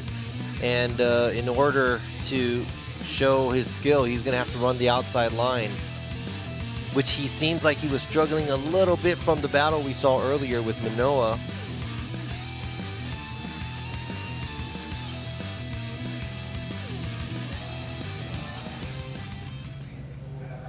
But Timmy Wu, overall this weekend, doing a great job. I think he even scored when it was wet and weird in the qualifying too. So he knows his things.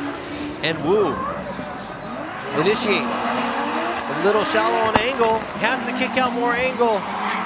Wu, something is going on to his car. Maybe there's trouble. Oh, that's it. Oh man, that's unfortunate, but something is going on with his vehicle, either that. That's all I could think of right now. Maybe that's what started to happen towards the end of his last run he had. Oh man, what a waste. What a waste.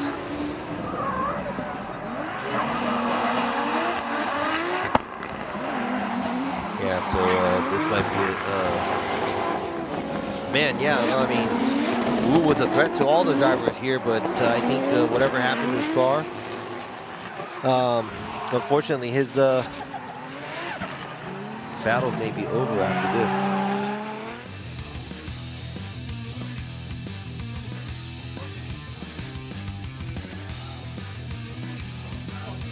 All right, I'd have to say car issues maybe by Wu, and the judges will be siding to the right. So Katayama is going to get the win. Katayama moves on to the final four. Congratulations to Katayama, making it to here, beating Kawase, and also taking on Wu and moving to the final four. All right, now we got the last battle of the grade 8. It's going to be Eris versus Tomite.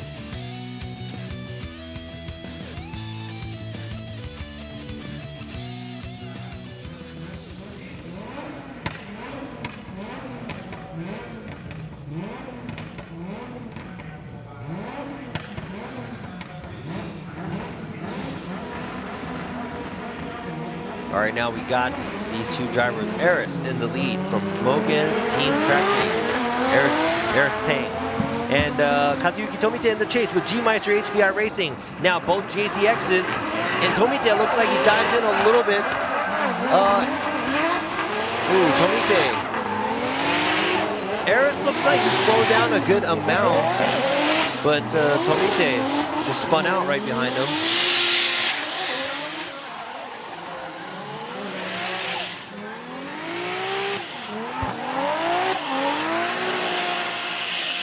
All right, so let's go ahead and take a look at the initiation. Then we got Eris, long e-brake, slight e-brake after that.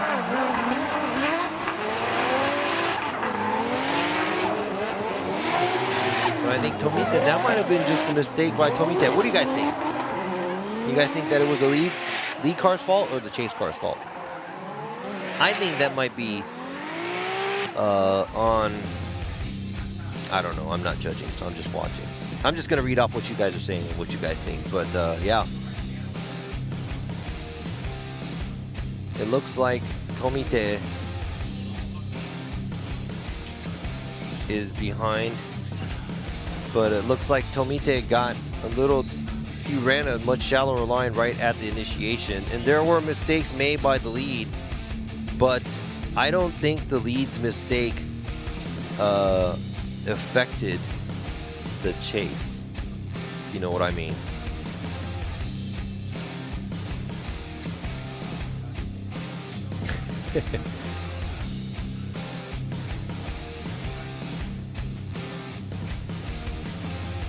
That's how make me spin. I do have I'm sitting on a bridge seat that I could spin on.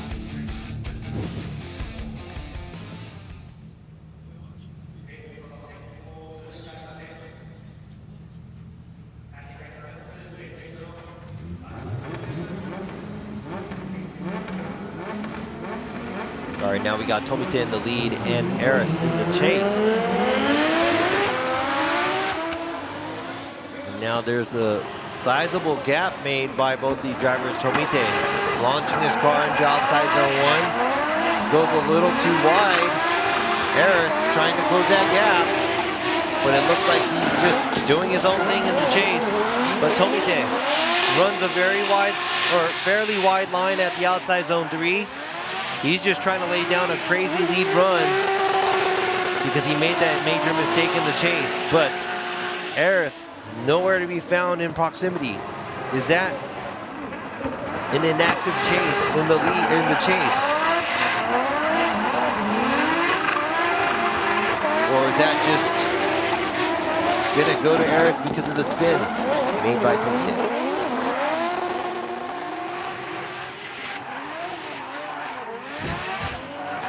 No, I don't have a lot of hair to comb. Okay,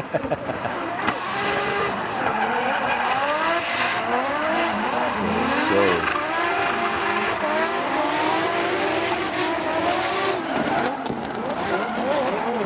this is going to be a hard one for the judges to decide because there's no proximity at all in this battle, and yeah, I don't know if that's going to be an inactive chase or not?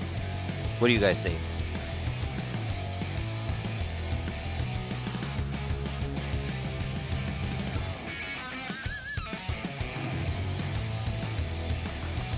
All right.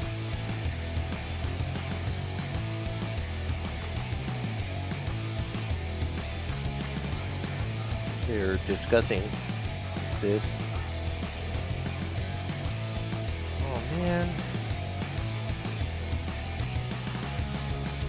And this is just my opinion, but I don't mind one more times when they're a close battle, like where it's like, oh man, I don't know who's gonna win. But man, I like runs like this, it's just kind of like, man, can I do it one more time?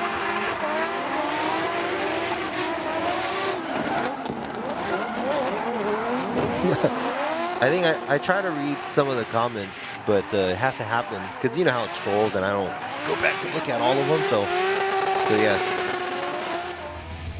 Basit the Great. I read your comment for the first time, right? Or yeah. So, but thanks for keeping them coming, guys. You guys can have a discussion, whatever you want to talk about. I might jump in every once in a while, but. Y'all think it's probably going to be a one more time, but not sure what the judges have in mind right now.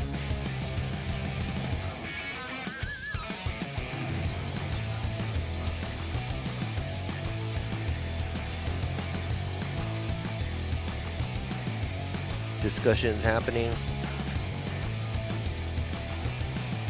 Discussions still happening. Oh, we have a verdict. Here we go. So what's going to happen? One more time, and one more time. So it's a one more time, just like you guys said.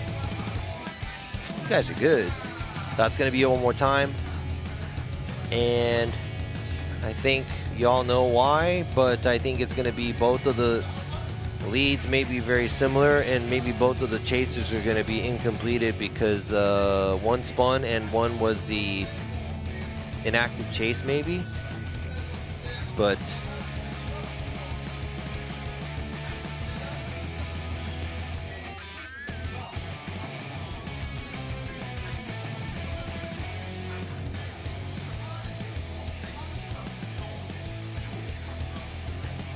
yeah, so I think they're talking about the inactive chase by Eris, so that's going to be a one more time.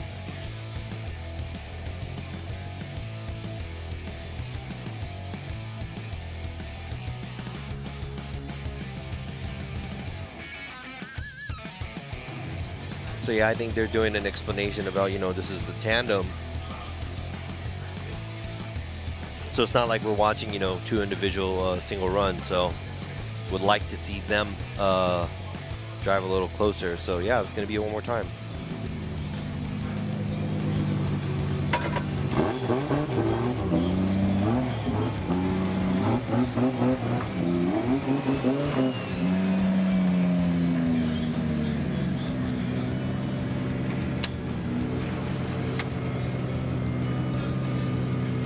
Yeah, so and shout out to Joey Matos.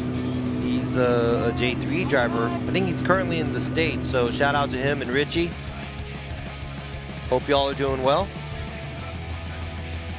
And before we go into the one more time battle, we're gonna take a short break again. We'll be right back.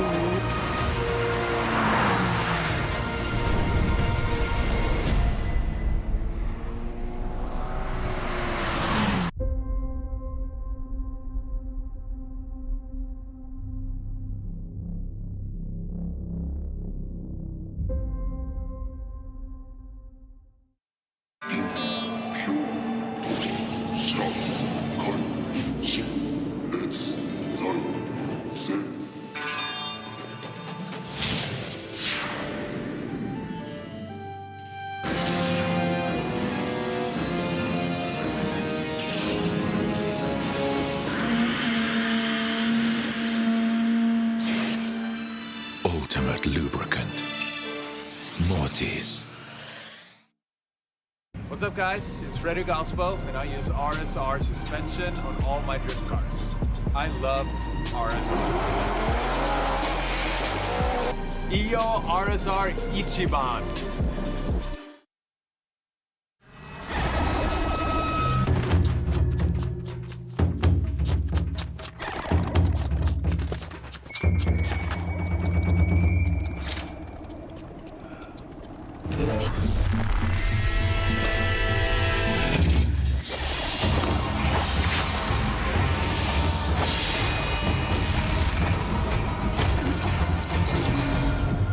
Made in Japan. Breed.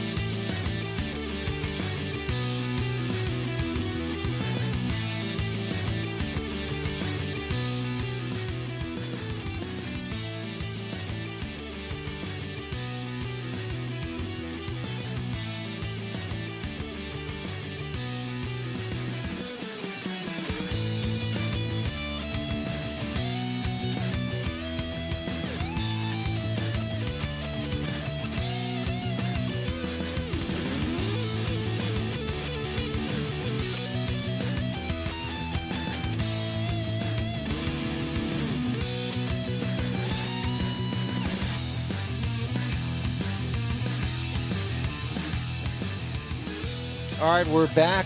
Excuse me. We are back.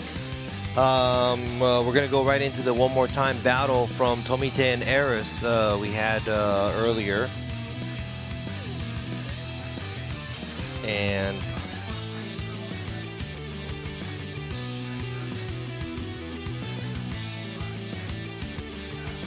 yeah, I think for having the Formula Drift Japan qualify this afternoon as well. So we're going to be crowning the winner of FDJ2 probably within another hour or so after we're done with all these battles. Then after that, we're going to go right into the Drift Ride-Alongs. I'll be driving one of the ISFs, automatic ISFs on the track. It's a taxi. It's pretty cool. It's got seats. Everybody enjoys it. And for me, I get a little treat. I get to drive on the track. Not a full-on drift car, but I still get to do some driving, so it's kind of fun. And you know, I just realized right now, it's still like 10:40 a.m. here. They started super early today because it's jam-packed. We still got the qualify. We got the FDJ drivers practicing and then the qualify, so. All right, now we have Eris Tang from Logan Team Track Day. Giving chase is Kazuyuki Tomite from G-Meister HPI Racing. Eris all the way to the outside line. Tomite keeping that pressure on.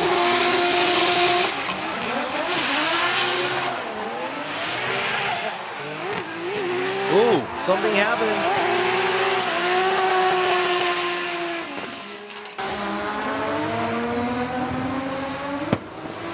Last turn, something happened. There's a little bit of a wobble there too at the initiation.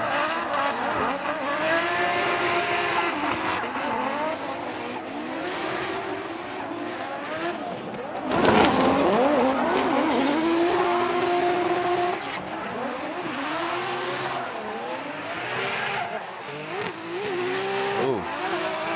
Sizable mistake in the chase, got a little too close. Threw a lot of angle, but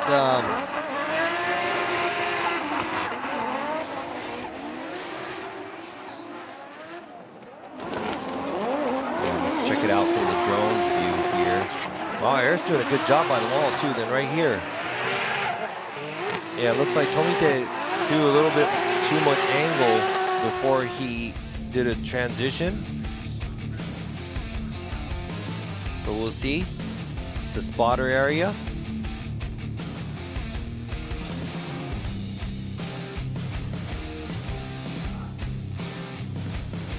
Oh, that must be Tomite's spotter.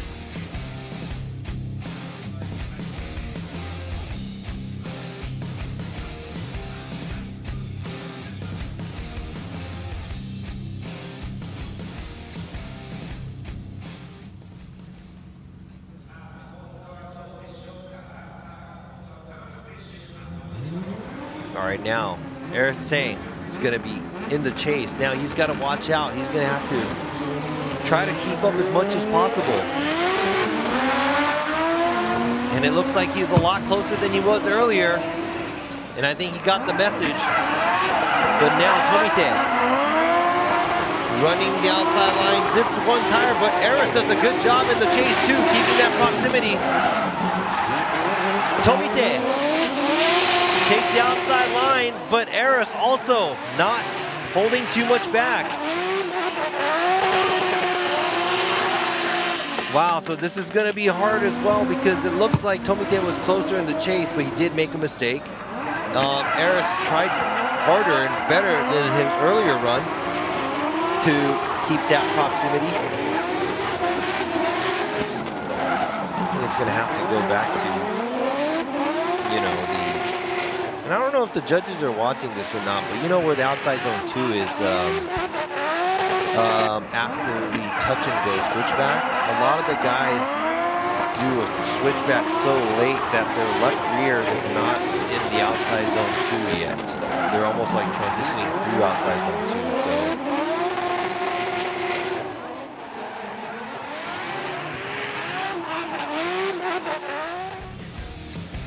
All right. What do you guys think? Who took that one?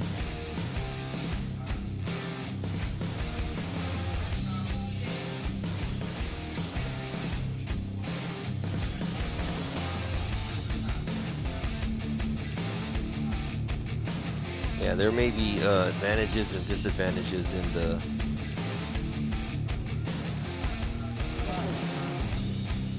yeah, it looks like, oh, now they got the side-by-side.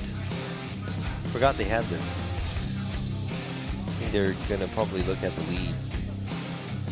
So, looks like Tomite does a tire dip. Yeah, that's what I'm talking about right there. The switchback. Looks like Tomite is a little deeper in outside zone 2 when he's doing the transition. But he makes a big mistake at the end.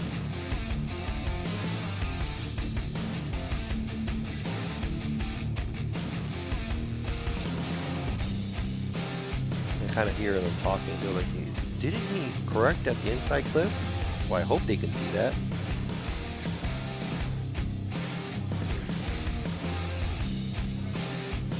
All right, guys. What do you guys think? Tomite or Eris?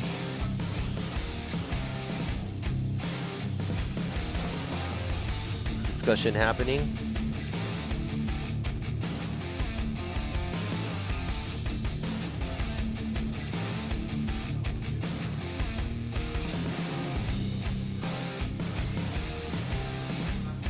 Right.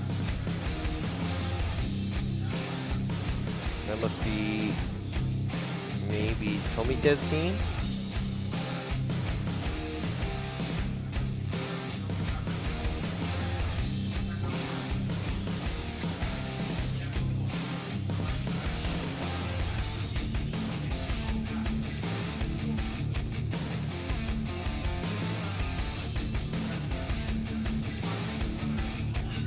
Yeah, I agree with a lot of you guys. So let's see what the judges have to say.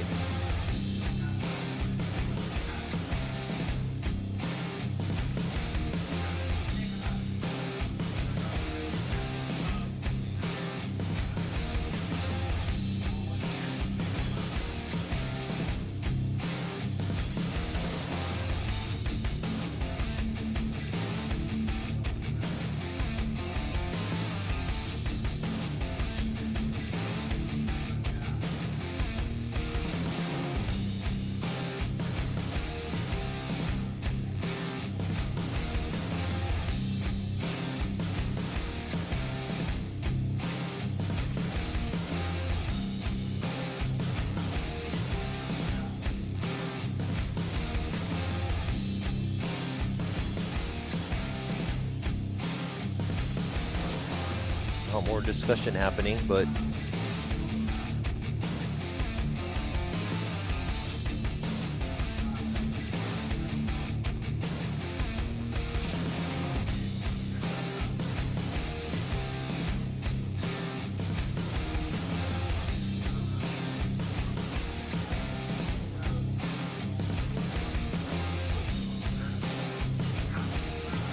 all right, I think they have Imamura goes left, Yamanaka goes left, Fukada does it one more time, and it's going to be Tomite getting the win. Congratulations. You're saying run 1, run 2.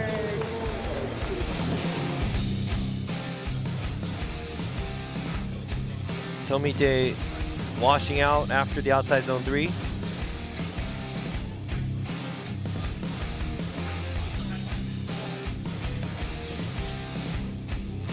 Eris got very shallow at the inside clip.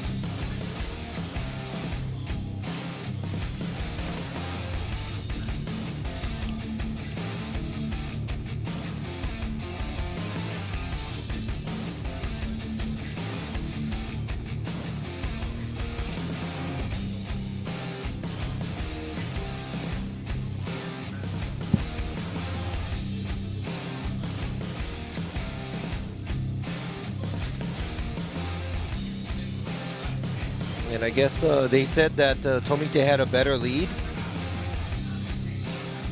So he moves on. So congratulations to Tomite making it into the final 4. And great job by Eris. I mean, in my eyes, looked like Tomite dipped the tire outside zone 1. Then also after the touch and go transition, Tomite was rotating late into outside zone 2.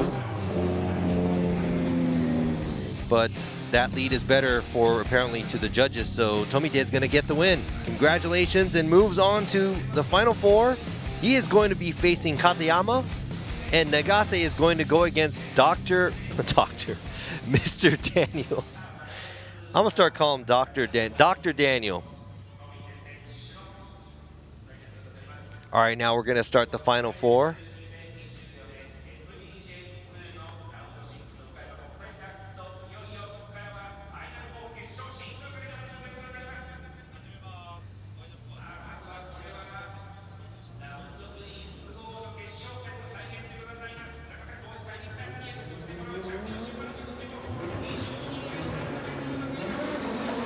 All right, this is really important for the championship too. In the lead, we have Nagase, and in the chase, we got Mr. Daniel. Mr. Daniel not giving him too much room at the initiation and tries to dive in. Good proximity there. Nagase makes it out to the outside zone 1. Mr. Daniel keeping that pressure on. Not close to the touch and go. A lot of e-brake and have to take a shallower line going to the outside zone 3 because Nagase is on fire right now in the lead position and now trying to gap Mr. Daniel and finishes off the track. Great, exciting tandem we just saw here. Perfect for kicking off the final 4.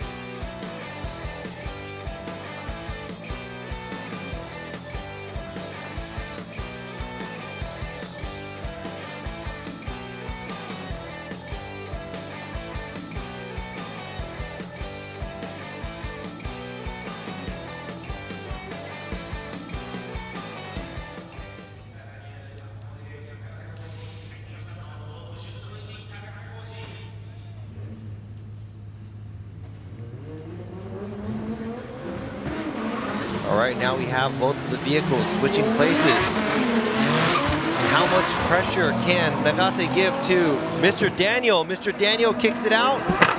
Nagase right there. Mr. Daniel trying to bring the car to the outside zone. Does a good job. Nagase covered in the smoke of Mr. Daniel and the advance on his vehicle, and a very clean run in the lead. Mr. Daniel very deep in the outside zone 3. Nagase keeping that pressure on, and now the switchback covered in the smoke. Mr. Daniel a little shallow at the inside clip, but finishes off the track. Great job by both of the drivers.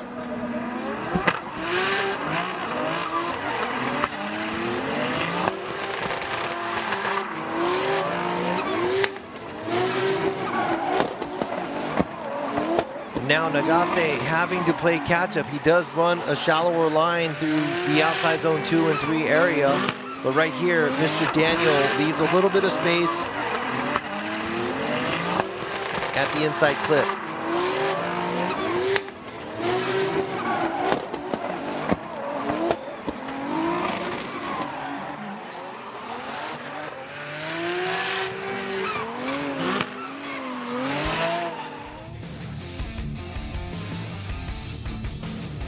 Yeah, very, very good lead.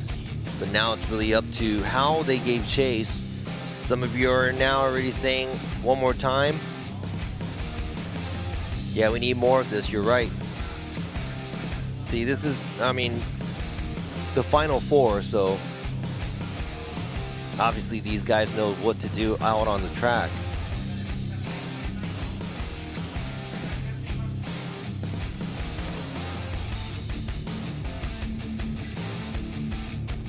All right, see, I see some people siding with Daniel, but also some one more times.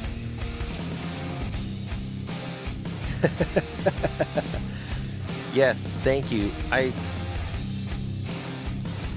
not a fan of one more times either, because yes, it takes a long time.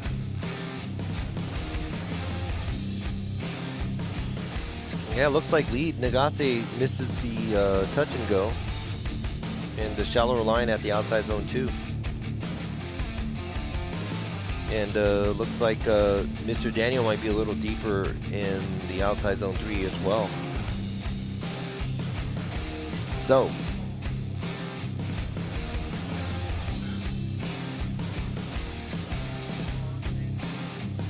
all right, who's going to make it to the finals?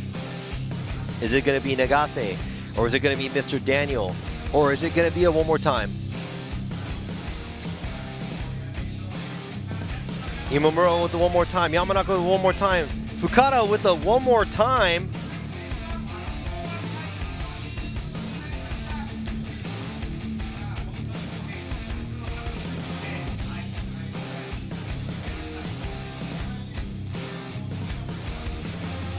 All right, so that's going to be a one more time.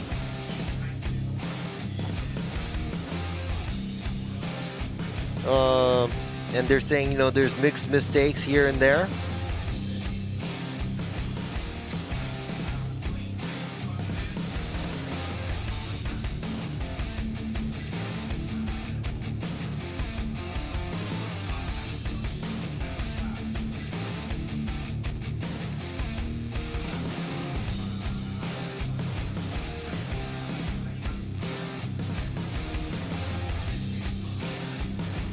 All right, so let's move on to the next battle.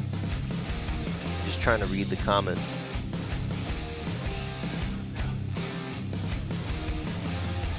Yeah, I think I probably would have won.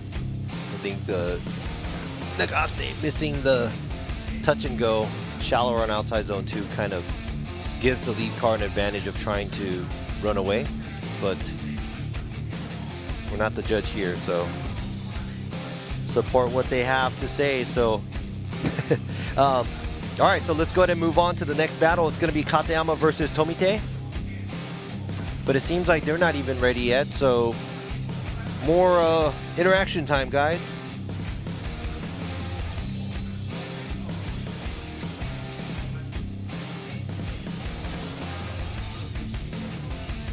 All right, so after this, in less than an hour, we have the drift ride-alongs.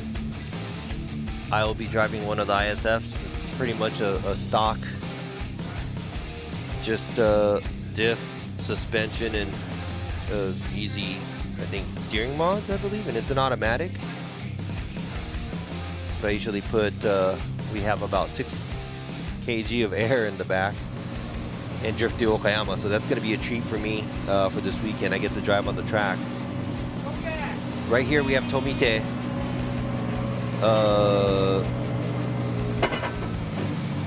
In his JZX 100.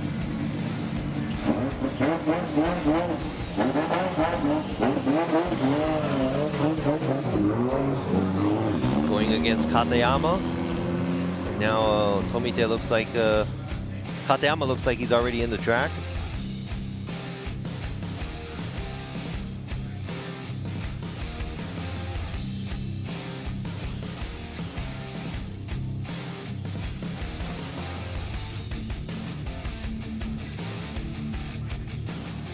Yeah, I kind of I like. We've been throwing around ideas about, you know, the number of one more times and whatnot, and when you can do it and you can't do it. Should be minimized.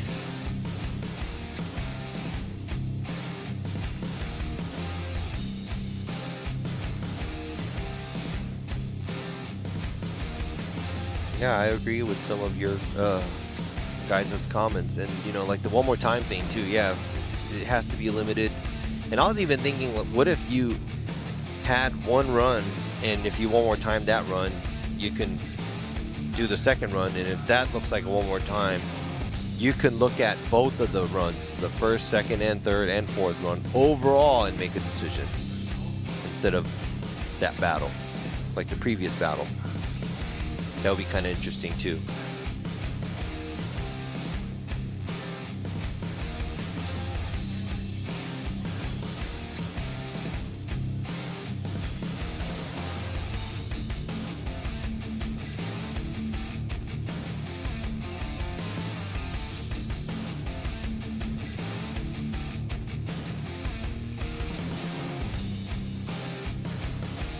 Yeah, so a lot of, I think they mentioned it this year where they're making, I think FD Japan is doing it the Japan way or something. So they changed all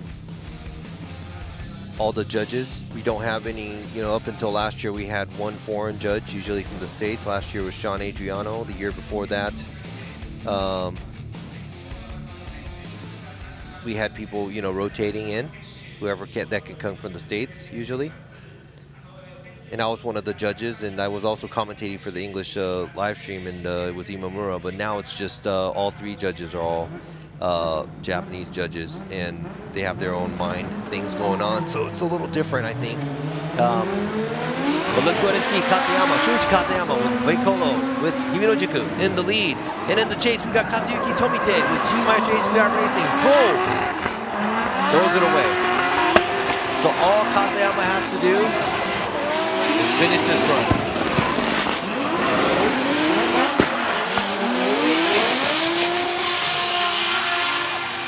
Huge mistake made by Tomite.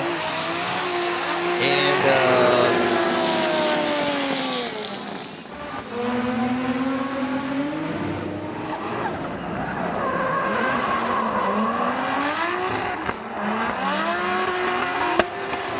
correction in the chase. This is like probably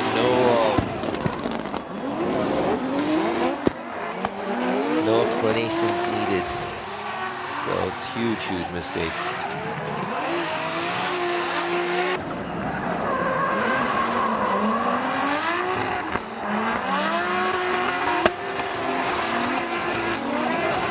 So I think what's happening and what happened with I'm just making predictions. But what happened with Tomite's run is I think he is probably running more of an aggressive lock kit. And it happens sometimes when you're waiting too long on the e-brake. The front is going to want to actually steer back to wherever it's at because you have to get pretty much on throttle as soon as possible. And that's why a lot of people use this left foot braking where they keep the front planted and they want the rear to rotate over. And in this case, it looked like Tomite might have took a split second, and that's pretty much what happened, where he didn't get back on throttle as early as possible to make the car rotate, the rear to come out to the left. The front kind of grips up, washes the front end to the left. So, oh snap! Speaking of the devil, we got Sean Adriano up in the mix too. So now let's go ahead and see Tomite in the lead. Katayama in the chase. Katayama, 2 tires off at the outside zone 1. But Tomite, not stable on his angle either. There's a gap created, but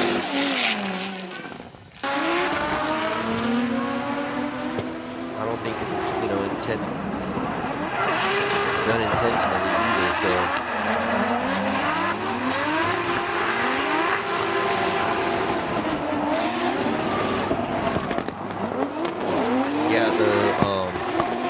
Yeah, like, you know, these are techniques to keep the car planted and keep the car with the most amount of grip and it being sideways, you know, a lot of left foot braking stuff. But yeah, I mean, left foot braking is fairly new in Japan and it's just kind of coming in.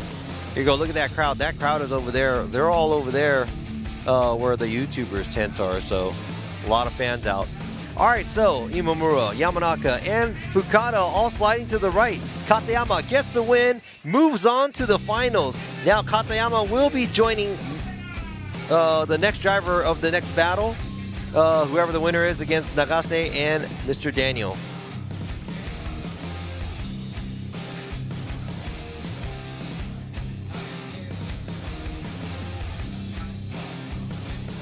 So at this moment, Nagase and Mr. Daniel is guaranteed a podium because they are both qualified higher than Katayama and Tomite. So Tomite is actually out. He's going to be 4th place this event. And now looking at the 3 drivers, Katayama is either going to be 1st or 2nd. Nagase could be 1, 2, or 3. And Mr. Daniel could be 1, 2, or 3. So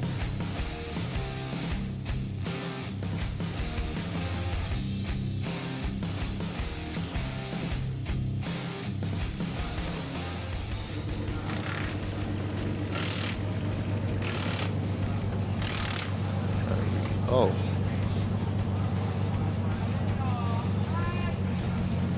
Well, I got a technical question here. Oh, the Montreal one with, yeah, I was in the GTR, then we had contact, I think, with Odie.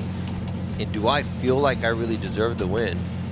Yeah, as a team and driver, everybody feels like they deserve the win. But to be honest, going back to, you know, as a judge too, it's their responsibility to give us the call. And there's, you know, if Odie got the win, Odie got the win. I wouldn't have complained. And I got the win, I got the win, you know, and I'm grateful for that. But it's really hard to say because you're in the car and it really depends on how it looks like from the outside of the car. And whatever happens in the car and whatever you say in the car, it doesn't really matter because it's not something that everybody can see. And yeah, that's what the judges do. We have to assume and see things from the outside of the vehicle with all the cameras and whatever we have, technology is possible. And that's why a lot of people just, you know, disagree. I mean, I have some drivers that think that they're along the wall and they're like, oh man, I was this close. And you see video and they're like, you know, 5 feet off. A lot of the times drivers do know what's going on, but sometimes they don't know what's going on the outside. So, I mean, that's a hard question. I mean, yeah, I mean, but did I deserve it? I think both the drivers deserve the win since they're out there battling it out, you know. So I don't know if that's what the answer you were looking for, but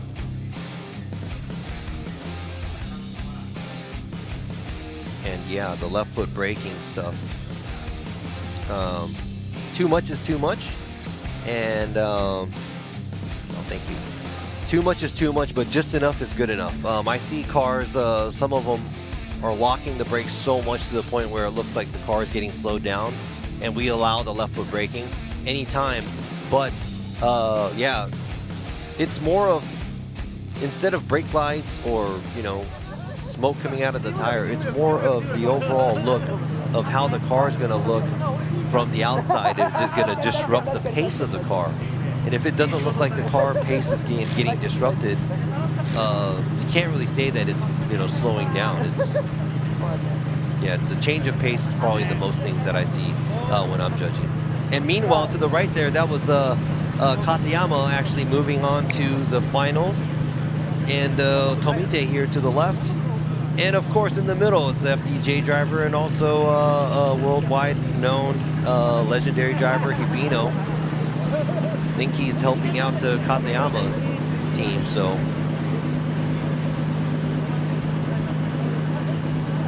we're just waiting on Mr. Daniel and Nagase.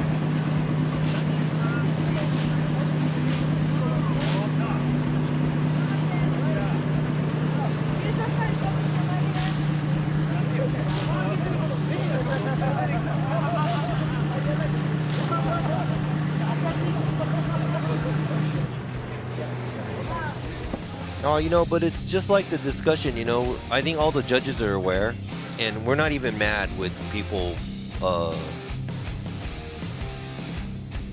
not siding with us and also not agreeing with us. That's okay, because when you look at, you know, the stats, it's usually half and half at some battles that, you know, some people think this, some people think that. And we're not even mad about that. That's just the way it is. And I think we know the rules a lot more, and we're also here, and we're working within the time frame where we have to get the event done too. So we don't have 10 minutes to watch the replay over and over again, so we have to make a call. And we're just making the best judgment of the, from our experience. And I think all the judges right now in the FDUS are, we're all experienced, and we've been doing this for a while, so we always have a good explanation why. And I'm not gonna lie, we're not perfect, so some things you may not agree with, but I mean, the only thing I can say is we're trying our best, so hopefully that's good enough for a lot of you. You know how it is, it's like you agree to disagree, but you're just gonna have to leave it like that, because you can argue over something forever. And if one guy likes dogs and one guy likes cats, they're not gonna go and say, okay, I'm gonna switch over. It's just kind of like that. So you just have to leave it like that sometimes. And I think that's the beauty of the sport too, because if everything was just, okay, who goes through the finish line first, and that's it, that's different. That's not really drifting. It has this, variation of who does better. Was that the right call? Was that not the right call? There's a lot of things in factor that makes this makes this sport beautiful. All right, now let's see these beautiful cars drive through the track here. Car number 75, Koji Nagase in the lead from Team Kazama. In the chase, we got Mr. Daniel, car number 144. The sideways experience at 15. And now they're on it one more time, so they're going to go all in here. Nagase keeping it within the track now on the rumble strip. Mr. Daniel keeping that pressure on. Nagase once again a little bit early on the transition at the touch and go, but does a fairly okay job at the outside zone 3 along the wall, and Mr. Daniel keeping that pressure on all the way through the finish line.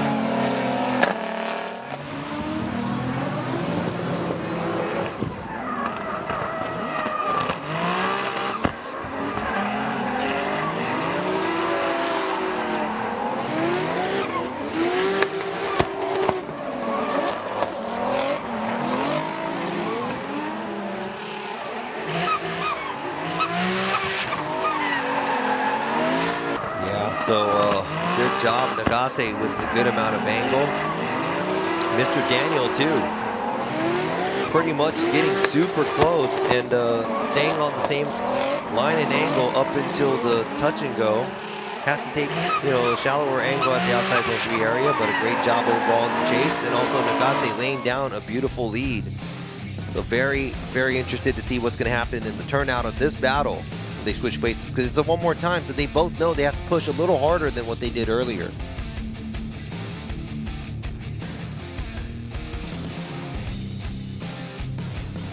Look at that, guys. Sean, Robbie is a beautiful judge. I don't know about the beautiful part. Just, you could delete that part. Just say Robbie is a judge.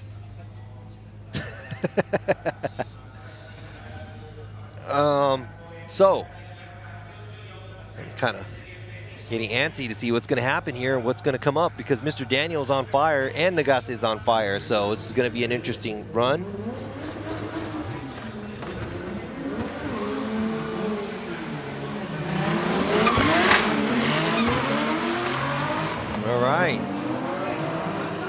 All right, so there's no gap in between these cars. Mr. Daniel kicks it out. Nagase puts down that pressure. Mr. Daniel, clean lead run at the touch and go. Nagase, shallower line, but keeps that proximity. All right, now this is a lot closer than what we had earlier.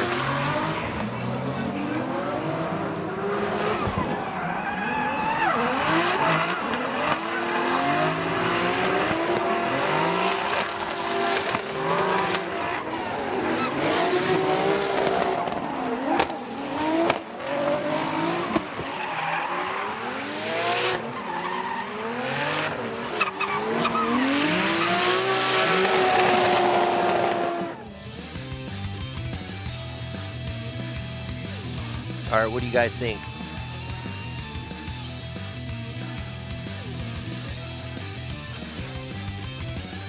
Yeah, Nagase had a good amount of attack.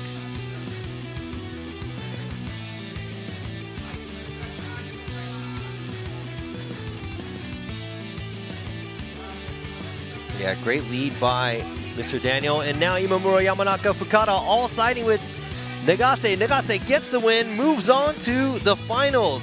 Now this makes Mr. Daniel sit in third place on the podium.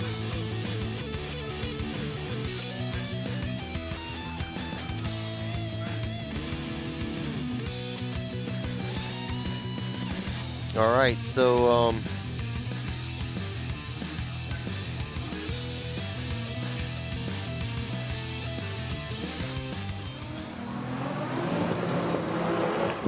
here you go, Nagase in the lead. Let me go ahead and try to break this down too. Nagase did a good job. He did the better job. He's not the big tires here, but he leaves outside zone 1 a little early, then doesn't really get outside to the touch and go, where the touch and go is supposed to be. He does it a little earlier.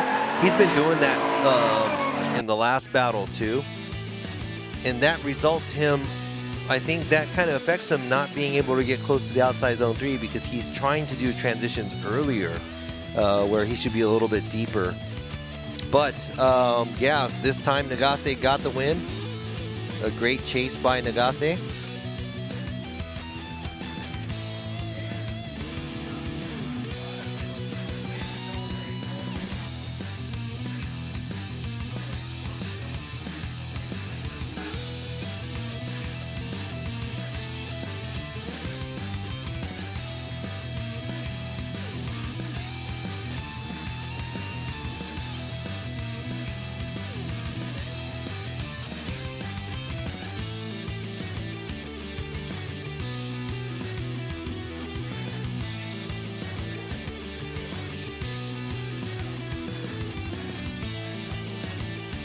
All right, now we have the finals, Nagase versus Katayama.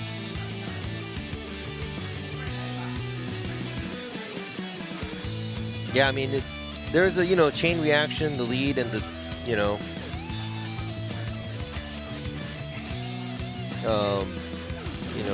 what the leads can make it. I mean, like we even try to break it down to the point where at initiation, if the lead makes some mistakes, that could affect you all the way up until outside zone 2 here. Because you have outside zone 1, which is wide, and then if the lead kind of chokes up the chase cannot make it to the outside zone 1, and then they kind of come off of a funky line of outside zone 1 going to the touch and go, and kind of have to pull a long e-brake going to the outside zone 2. So even that, there's something that can happen middle of the track that was triggered by the beginning, and we try to look at that. We try to look into that and make the right decisions.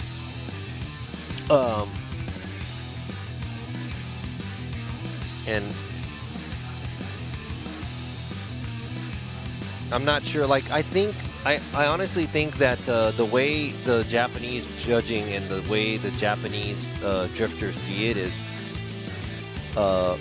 it's kind of vague. Where when they say line, they're not talking about, okay, you have to be an inch off of the outside zone. It's like if you're in the area, you're okay, you're kind of okay. And it's always been like that. When you go to like a local track day event, they talk about line, but it's not like you're outside where they look at the tire being right on the line or not. And yeah, it's a little different in that sort. So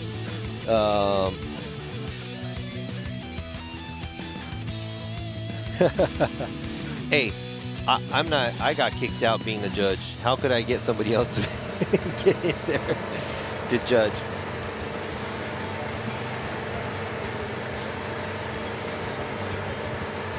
But see, that's the thing though. It's very, very different.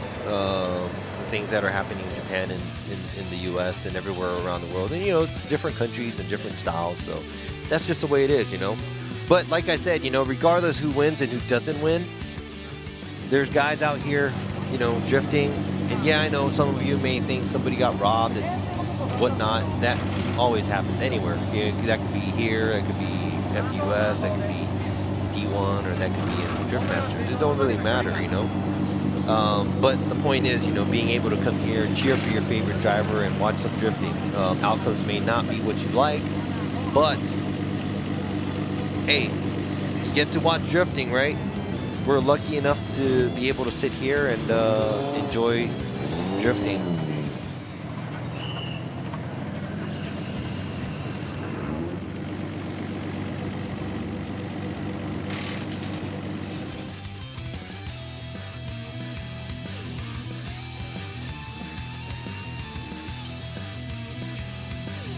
All right, so waiting on the drivers to get ready for the final battle. So we have Okayama, and both these drivers, it's either going to be crowned winner or not. And I heard that Nagase is very, very close to Yoza now in the points ranking.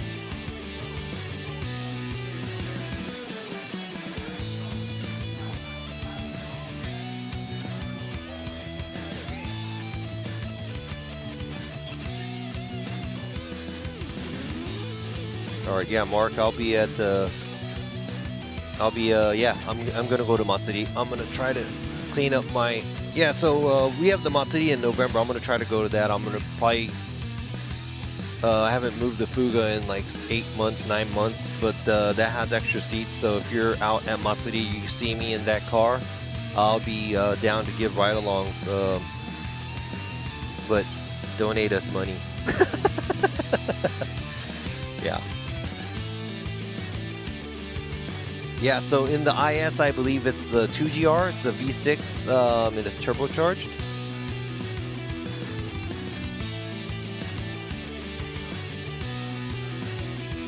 Yeah, sorry.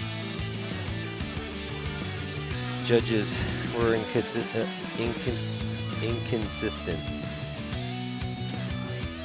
Sorry. I apologize.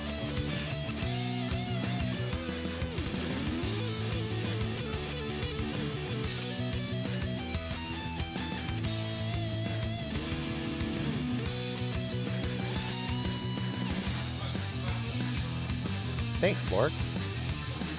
I never get, like when I'm driving at the track, I'm usually there by myself, or I don't really want to ask for, I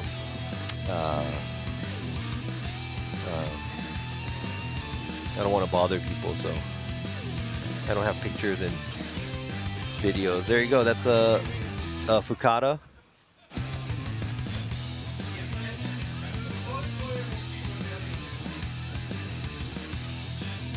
I hear people yelling. It's like, what the hell are you doing?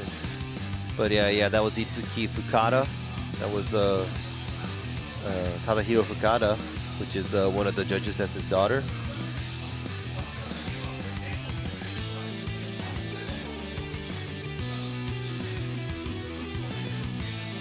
And it looks like Okayama's having a good run for the money here, making it to the finals. Man, gotta find something to talk about with you guys.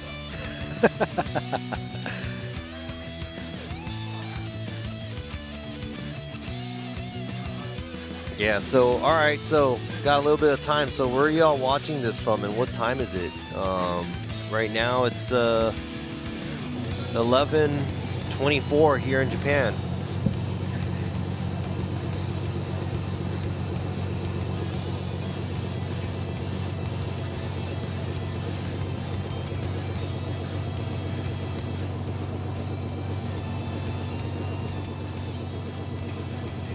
So here go Nagase waiting to get out, I think. So he's probably going to be ready soon.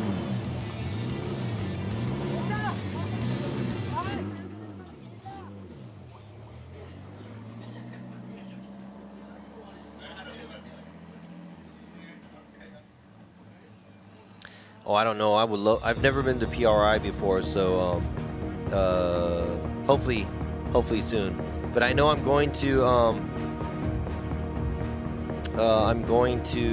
the Philippines next week to judge an event there.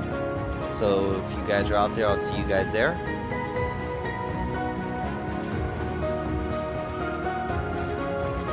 Wow, we're on the opposite side of the world. That's right. California is like 7:30-ish. Canada's like 8:30-ish. As we are seeing the track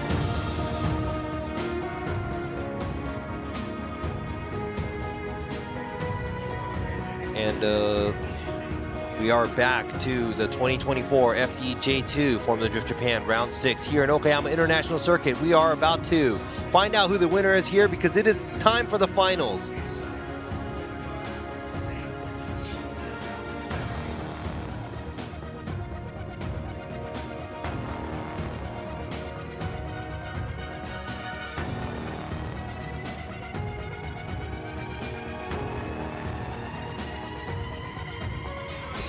All right, so who's going to take the win here?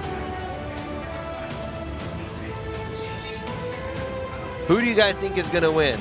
We've got people watching from Canada, the United States, from all over the place. There's a lot of USA. South Africa, there you go. Girl. All right, yeah, I'll see you guys in the Philippines next weekend. It's going to be a good one. Oh, Vert, you're from South Carolina, huh? Yeah, completely opposite time here. All right, let's focus, put our focus back onto the drivers here. We have Nagase in the lead in his IS350 convertible V6 turbo. And we have the JZX 100 Chaser in the chase position by Shoichi Katayama, driving the Veicolo with Hibinojuku. JZX 100. And in the lead position, we got Koji Nagase from Team Kazama. This IS Vert. Not much space in between these cars. Now we see Nagase initiate. Katayama initiating a little further away, but catches up, trying to keep that pressure on. Nagase taking the vehicle to the outside line, misses the touch and go area. Still some space at the outside zone 3 wall, but Katayama keeping that pressure on throughout the run. Good job by both drivers.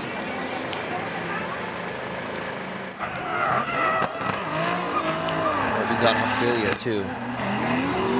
Yeah, no Florida for a while. I think until next year. All right, so looking at this, like I said, it looks like a lot of the guys are not getting too wide at the touch and go. But Katayama keeping that pressure on. Right here, matching the angle, matching the line.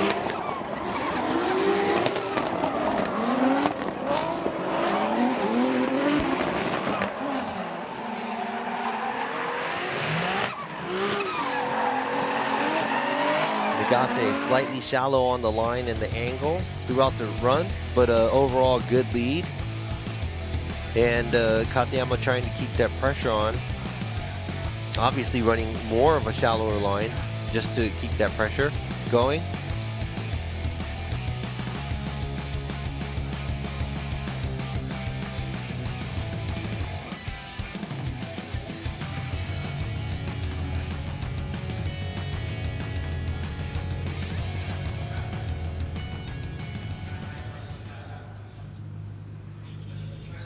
All right, now the vehicles are swapped, where Katayama is going to be in the lead and Nagase is going to be in the chase. Who's going to take this? What are your guys' prediction? Who's going to take this run? Who's going to be the winner here at the Okayama International Circuit? Is it going to be Katayama or Nagase? Nice swing by Katayama.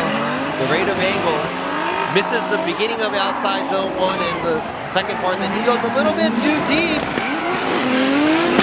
A little bit too deep at the outside zone. I'm sorry, the touch and go area. And Katayama goes into the wall. A lot of collision. Collision. So at the touch and go area, I think Nagase got a little too close at the touch and go.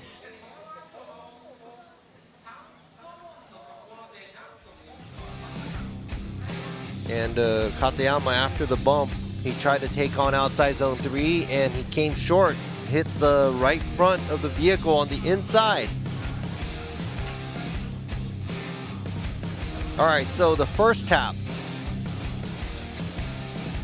So do you think Katayama slowed down too much at the touch and go? Or was that Nagase getting too aggressive?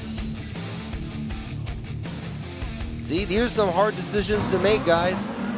Let's go ahead and check out the replay one more time. Let me go ahead and see. So Katayama dips tires at the touch and go, and is Nagase getting just too aggressive?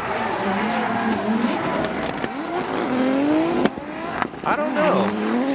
It doesn't look like he slowed down either. Check this out. Katayama dips tires, but it doesn't look like he slows down.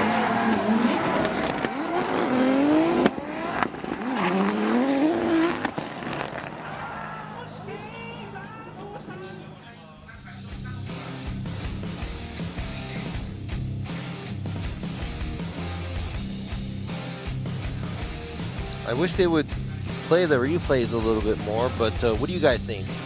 I don't know if he slowed down too much.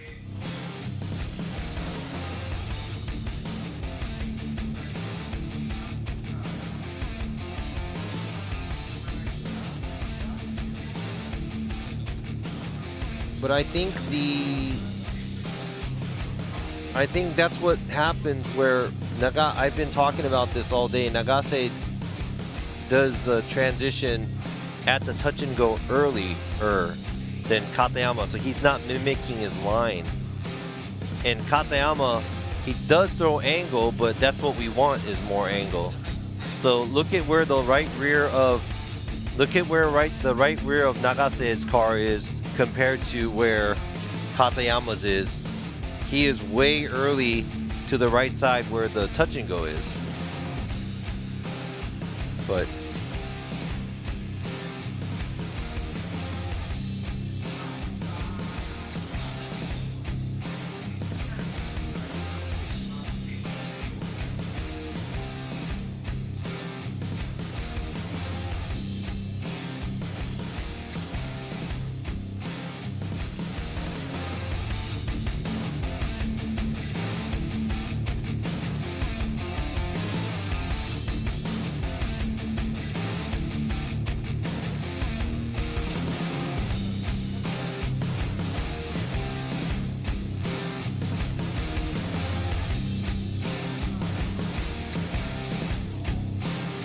kind of want to see more replays, but they're not letting us. Yeah, I know. Yeah, I saw that the e-brake pull thingy. Oh no, they were talking about that at the touch and go. I think they already got that too, and I saw that too. But I'm trying to look at the replay because you know how when the tire's spinning and it looks like it, you know how it looks like it's not turning? Hold on, let me try to look at the replays.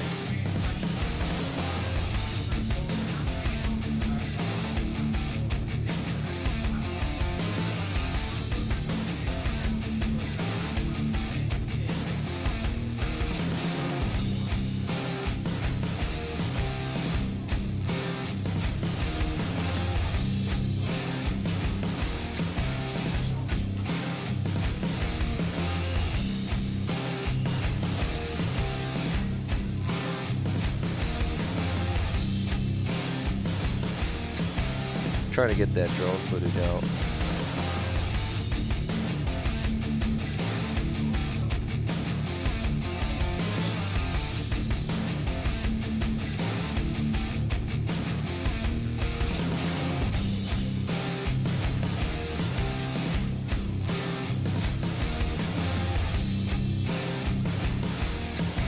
Yeah, you know what? I'm trying to look at it on my phone, and maybe I'm wrong, but then I don't even know if that was an e-brake pull because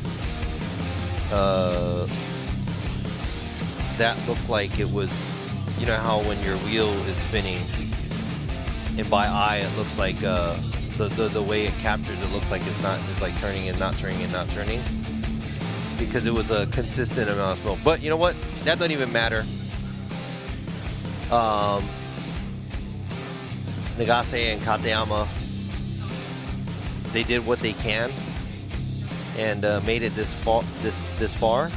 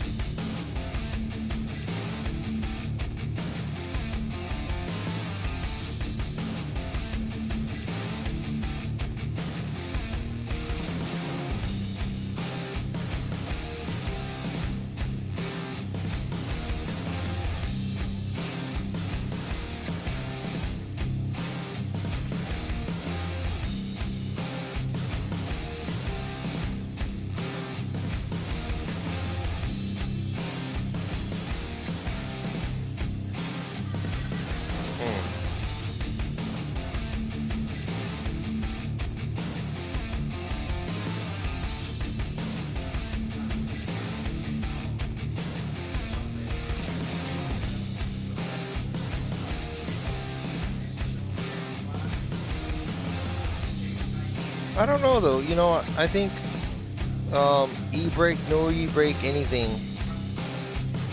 Like I've been talking about the touch and go and where the touch and go is, and looking at the replay with Nagase doing a transition early and leaving the touch and go area to the middle of the track way before the touch and go is there. He shouldn't be where he should be. And regardless if I think Katayama slowed down or didn't slow down, it didn't really matter, because looks like he was kind of way in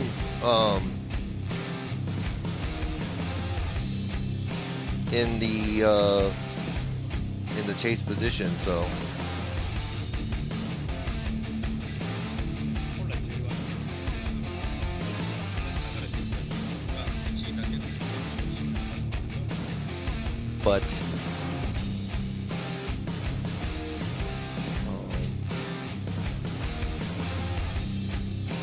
but I think, I think we all probably guess who's gonna take the win. So, but that's why it's really hard, or I'm sorry, that's why it's really important for the drivers to run on the right line. I want you guys to kind of look at the layout of this track and how it was designed a long time ago. About, you know, obviously, you know, Katayama slowed down at the touch and go, which is not good, but also some of the drivers that kind of blast through there and kind of misses the beginning of the outside zone 2, which is on the left side before the outside zone 3 wall, and they actually do a transition as they're going through there. So very tricky, and that things like that could actually throw off the chase car as well. So yeah, I mean, running the good lead run is always good for the lead driver as well. If you don't make any mistakes in the lead and something like that happens, it's always easier to go back and say, hey, you know, the lead driver didn't do anything in the chase. But like you said, you know, going off track, I'm not talking about, you know, going off the track and slowing down. That's obviously, that's what happened over here with Katayama. So just trying to break it down and look at it more closely and technical.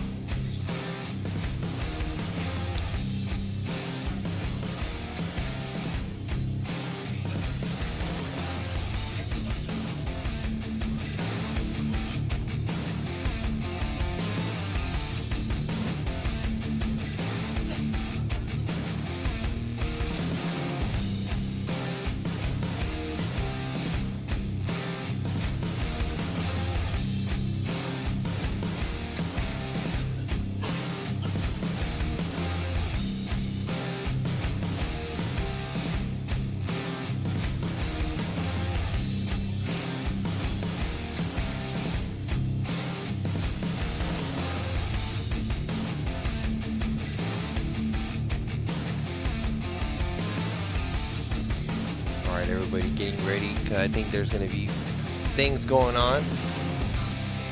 Oh, so we're going to...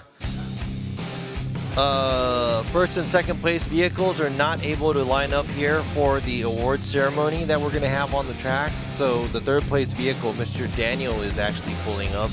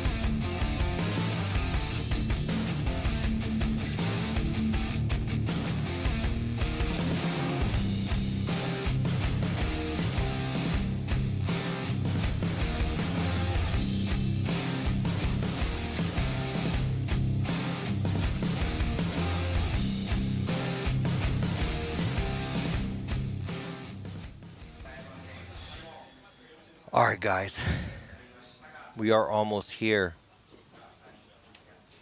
We got Nagase to the left and Katayama to the right.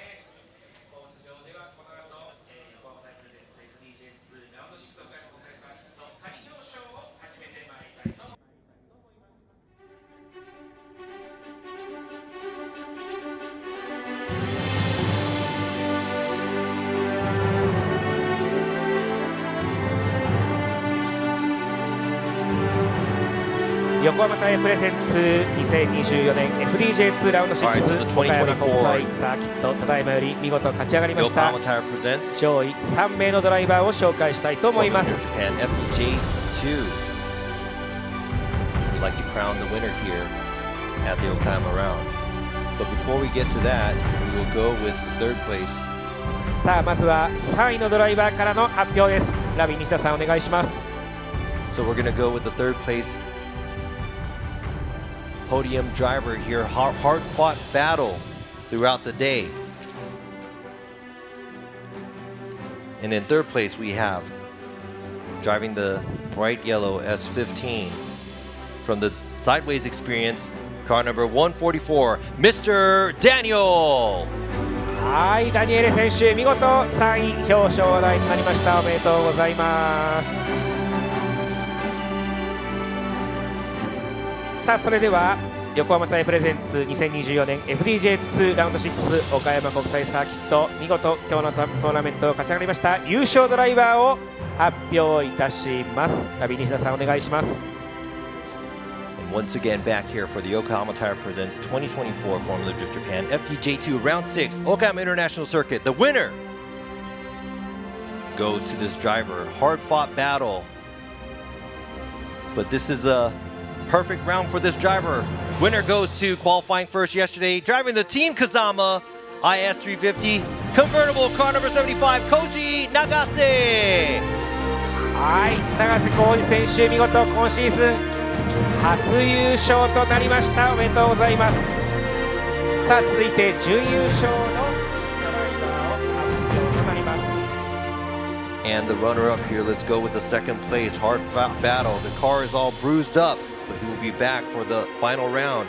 Driving the Veicolo with Hibinojuku JZX 100 Mark II, car number 909, Shoichi Katayama. はい、片山選手初めての決勝進出、見事な準優勝とな Congratulations り to ま these した。おめ drivers, でとうご and ざい I think we're ま going to have a short interview with す。はい、 Nagase.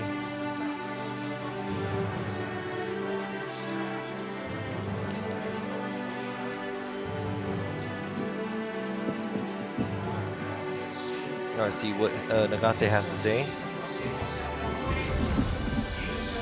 And finally got the win here. The big win はい、 for ありがとうござい Nagase. ます Congratulations. そうですね、J1 と閉鎖というところでJ2 の、開催がですね行われたんですけど、練習時間だとかがすごく短くて、この国際サーキットタイトなスケジュールの中、練習でいろんなことをしてきました。で、車にも無理もさせてしまったりだとか、車もちょっとねトラブル、5分間ルールを使うほどではなかったんですけど、やっぱトラブル結構抱えてて、その中でいろいろメカの方だったりだとかサポートいただいている方などにアドバイスいただいて、なんとか一戦一戦勝ち上がることができました。すごくねハイレベルな戦いというか、難しい戦いだったんですけど、決勝まで来れてよかったです。3度目だったのでね、優勝は必ず決めたいというところはあったんですけど、最後ねちょっとぶつけてしまってというところでちょっともやっとするところがあったんで、またいい走りして戻っていきたいと思います。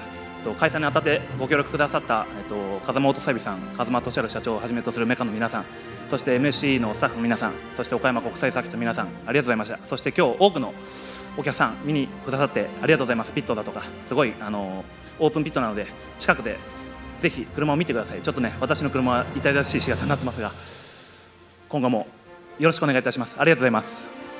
All right, so being a J1 and J2 event here, he said not so much practice time, short practices, but since it's an international track, it's big, and he did drive the car really hard. The car had to go through a lot of troubles, and his mechanics helped him out each time, and they won battle after battle and made it through. And this is the third time he's been into the finals, and he wanted to get the win, and he was able to, even with the collision. And it probably doesn't feel, like a good clean win, but he is able to take the win here, and he said he'll be back stronger for the next round, and he would like to thank Kazama Auto, also the MSC staff running the event, and Okayama International Circuit, all the fans. And since it's an open pit, he was asking all the fans to come out and check out his car, even though it's bruised and abused and looks all beat up. So go and check out his pits, say hi to him, high five, and we'll see you back here at the qualify for the FDJ, and I think the practice is going to start at 12, and then the qualify is going to start at 13:40 Japan time, so make sure you're back. I'm going to dip out right now because I got to run back and do the ISF ride-alongs, but thank you very much. Those of you who joined me on the live stream, I'll be back here in a few hours. That's about 2-3 hours later, so set your alarm to be back and check out the FD Japan pro drivers do their qualify runs today, and be back with me. Thank you guys for making the comments. I'm gonna have to peace out right now, and I'll be right back. Thank you to everybody, FD officials and everybody. I'll be back in a couple hours. See you guys later. Peace out.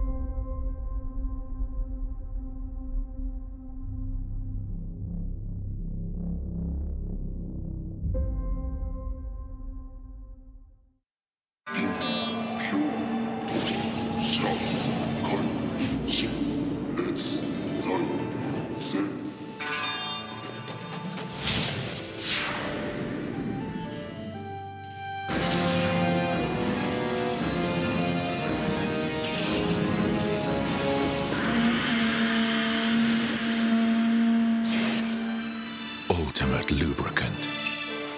Mortis. What's up, guys? It's Frederick Ospo, and I use RSR suspension on all my drift cars. I love RSR. Iyo RSR Ichiban.